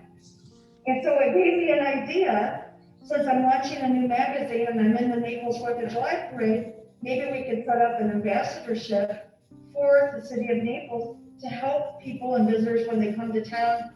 They don't know how to work the parking meters. They don't understand that you have to use Open Table to get a reservation at Campanello's, all the things that you have to do to get help down here. So I did support some evidence. These people stood there for a long time. I got out of the car and helped them. Okay. It's been ongoing and it is difficult, but I had good faith. We paid for our parking spot, and had I not been neighborly and putting the best foot forward for Naples, not only when we left, but when we came back to the parking lot, we wouldn't have got the ticket, but I stopped to help other people. Officer, you remember all this? What she's saying? No, Your Honor, and there's an audio problem here. I'm having trouble hearing her. Okay. Well, she said she was down at the beach with her family and her grandkids, and they went over and they paid the meter, and then they went down to the beach and they came back, and she was helping a whole bunch of people trying to maneuver the meter that couldn't understand how to work it. And in the meantime, you were calling out, trying to find out who had the car that you were about to cite, and she didn't hear you. And in the process, she ended up getting the citation and explained it to you. And she said you were very nice in explaining to her that she could request a hearing on this matter. And I'm paraphrasing what she said. But she said, you know, maybe it would be helpful for someone like herself to find somebody who can help people who have difficulty maneuvering the meter to go down there and help people, because there was a long line of people at the meter who just simply couldn't figure it out, which is a great idea. I mean, I believe you. I mean, the new technology is difficult for a lot of people, but it's what we got. And honestly, if we could have somebody who help people figure out how to work the meters, probably I would have fewer hearings on my docket, because as you've heard, there are a lot of people today that have difficulty. So the court will accept your explanation. The only thing I'm going to do though is have you pay the court fees, which are $10. That work? And I like the fact that that gave you an idea of how to help people that are in need. I agree with you. I think open table is hard to maneuver. I haven't actually had to try to do the meters, but that's because I have a beach parking permit. So, yes. And we went to dinner and for the community, I brought a receipt for a $260 dinner that we spent at Tin City. We were dressed up. We weren't like hanging at the beach. We just parked to show them the water and go to dinner. I get it. I accept your explanation, and I appreciate you coming in today and telling what happened. And I hope that there is help out there for people who don't understand it. If we can get people to understand the meters and parking in the right spot and making sure they know when their meter is about to expire so that they pay the meter and avoid this problem. Well, not only will we have fewer of these violations in court, but we'll have fewer tickets that the officers are writing. Sure. And that'll put them out on the road to catch the people that are committing the crimes. I don't know. Just thinking out loud. Thank you. Thank you very much. All right. Thank you so much. Yes. All right. How about Istvan Sinka, 21MO230? Yes, Thank you. Hi there. Hi, Mr. Cinco. You're here today for having an expired meter. All right, Officer. Yellow curb, Your Honor. Yellow curb. I messed up my whole spreadsheet this time. I think what happened is, I'm going to be honest with you guys, is that I got on Excel and I did a sort by name so that I could group all the officers together. And I didn't expand it to make all the infractions line up, so that's why it's a mess. But there were only a few of the yellow curb cases, so I was batting about 75% today. I don't know. All right, so tell me, officer, why it is that this gentleman got the citation for the yellow curb. Okay, on March 20th, 2021 at 8:55 p.m., I wrote a citation on Broad Avenue South, parked at the yellow curb. And the tag is ISTVAN, Mercedes, white, 4-door, and I have photos, and you can see the clearly parked next to the yellow curb. Okay, thank you. I see that. Okay, thank you. And I'm guessing that's your first name, sir, so that kind of identifies your car. Is that your car? Yes, correct. All right, thank you. All right, Mr. Sinka, what happened? Because it does look to me like you're parked there. Right. I was going to a late evening call during work, and when I turned in actually from 3rd Street South to our Broad Avenue, I noticed that was the only parking spot, and it's impossible to see in the evening hours the yellow painted curb where it starts and where it ends. And I actually went back even the next evening after I noticed the parking ticket on my drive home, that I got a ticket just to see, because I had no intention to violate the parking or obstruct the traffic or anything else. The car was parallelly parking with the street, same as the other cars, was not actually out. It was same close to the curb as the other cars. It's just impossible to see the yellow paint on the curb when you're turning from 3rd Street South toward Broad Avenue South. So that was the only spot. Our park there, again, the car was not sticking out, not obstructing traffic, not on the grass. I had no intention to, violate any parking limitations. My problem, sir, is that when I see the picture from our officer, you can clearly see that yellow curb. And I'm trying to wrap my brain around why you wouldn't have seen it when you park there. It doesn't look faded to me, or on the picture that the officer is taking, it's actually on the top of the curb with a flashlight. But if you go in evening hours and you turn from 3rd Street South, it's impossible to see not even the mark on the asphalt and not even the yellow curb painting. Officer, do you agree with that statement or disagree with that statement? I disagree, Your Honor. If you park your car, you should get out of your car and look around your car, and you would see night, day, anytime it's yellow. But it's not on the side that it's actually getting out from the car when you park a car. Please look around your car, sir. I agree. Sir, respectfully, I am finding that there's a violation. I am going to charge you the reduced fine of $37 plus court costs, however, and not the greater fine of the 77. So I'm cutting you a break on the fine, but you're definitely going to have to keep your eyes open when you park. Even though you don't see it when you're pulling in, you definitely have to look around your car and make sure that you're parked in a marked parking spot. Otherwise, the next time it'll be a $102 violation. So I reduced your fine by more than half. Okay. All right. I understand, appreciate. All right. Thank you. Thank you, sir. All right. Bye. All right. And then the last case that we have, officer, is Mr. Richard Whipple, 21MO264. Let me just make sure that I have this one right, because now I'm going to have to check the citations. Since my spreadsheet. Yes, Your Honor. Good morning. I didn't mess up 102 traffic violations the other day. I do spreadsheets for everything. And this is an expired meter.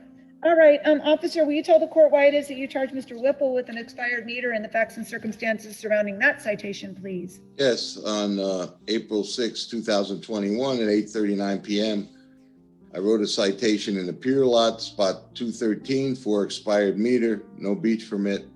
It was a New York tag HCJ8820 Dodge white truck.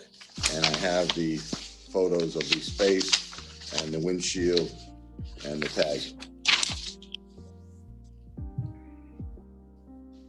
Okay, thank you.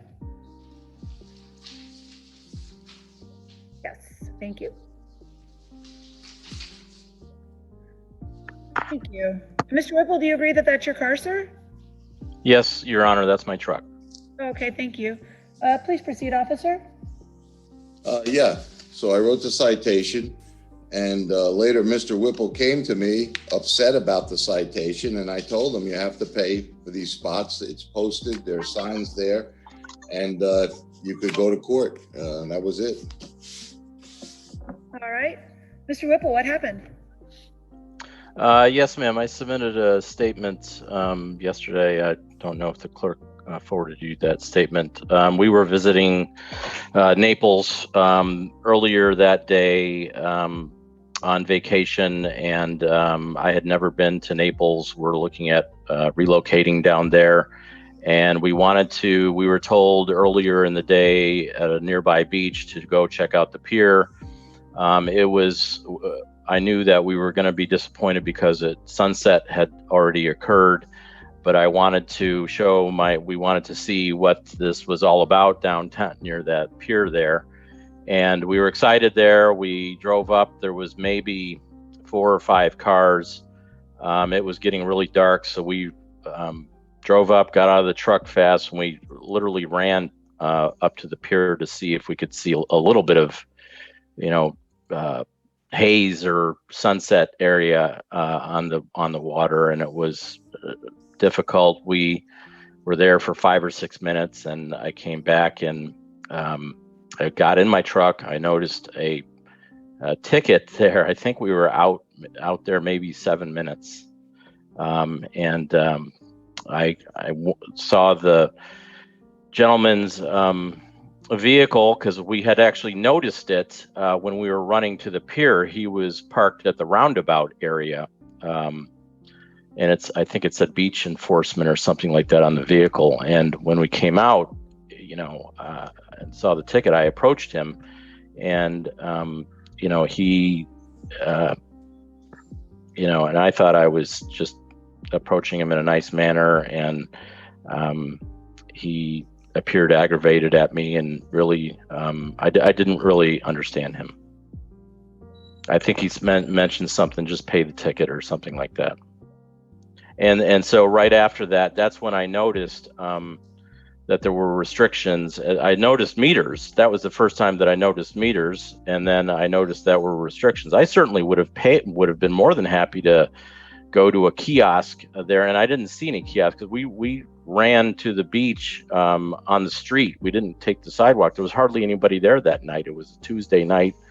It was very late, and I certainly would have been more than happy to pay for parking, even if it was for 2 minutes. But I didn't know that we had to pay. I had never been there, and you know, we're certainly excited to relocate here within the next year. And you know, it just left a bad taste in our mouth when we left, because we had to leave. We had to leave that night, actually. And you know, we heard awesome things about Naples. We're looking at, you know, purchasing a home there. I heard about this beach permit thing on this call. I don't know what that is. If it's a city beach permit or if it's a Collier County beach permit. We can't wait to get one of those. You have to be a resident. And so we look forward to that. Yeah, you have to be a resident in order to get the beach permit, which allows you to park for free. So once you're a resident here, you will qualify to get one of those, but you can't get one unless you're a resident. So is that a county or is that a city of Naples? I think it's both. I think if you get the permit, doesn't it, officers, you know, correct me if I'm wrong, once you get the beach permit, it lets you park in the city and the county, doesn't it? Yeah, one's good for the other. Yeah, they're both good for the other. Great. So I think there's a certain amount of time that you have to live here. You'd have to ask these city folks or county folks how long you have to be in Naples before you can get one. But that definitely is a problem solver once you live here for a little bit and you get that beach parking permit. Okay. So sir, in your situation, you're definitely gonna have to be more careful next time. Like the gentleman before you though, I know that Pure Lot and that it's very well marked that those meters have to be paid, but I am gonna charge you the reduced fine of $37 plus the court cost of $10 versus the $102 plus court costs, which would be the statutory fine after you go to a hearing. So I'm cutting you a break, but I'm not dismissing it outright. Next time you're down here, you gotta be more careful when you're parking. But I'm thinking that if you move down here, you're gonna get the beach parking sticker and then you'll be able to park for free all over the city and the county, right? Okay, that's fair. That's fair. Thank you, Your Honor. Do I get an invoice, or are there instructions on how to pay that, or? So the invoice will have the amount on it. It's a judgment and it'll be mailed to you. And then you can either pay it online at thecollierclerk.com, which you could actually do right now. You could type in your case number and you could pay it online, or you can mail it in, or if you're in Naples, you can always come to the clerk's office and pay it. But it's due in 30 days. Is that right, Tommy? It's due within 30 days. So if I pay it online now and I plug in my case number, will it show the exact amount that I'm due now based on your decision today, ma'am? Yes, sir. Okay, got it. Thank you. How long will it take? Oh, okay. So sometimes you say it's available right now, but is that only in a criminal case? But not in these? No. Oh, well, I just learned something new. So in this type of a case, it takes about 48 hours to post. So you're probably gonna have to look at it either sometime late tomorrow or Monday. I'll wait a week or so. I guess that's fair. Okay, got it. Thank you, Thank you sir. so much, ma'am. All right, Thank you, ma'am. Thank you, Naples Jail.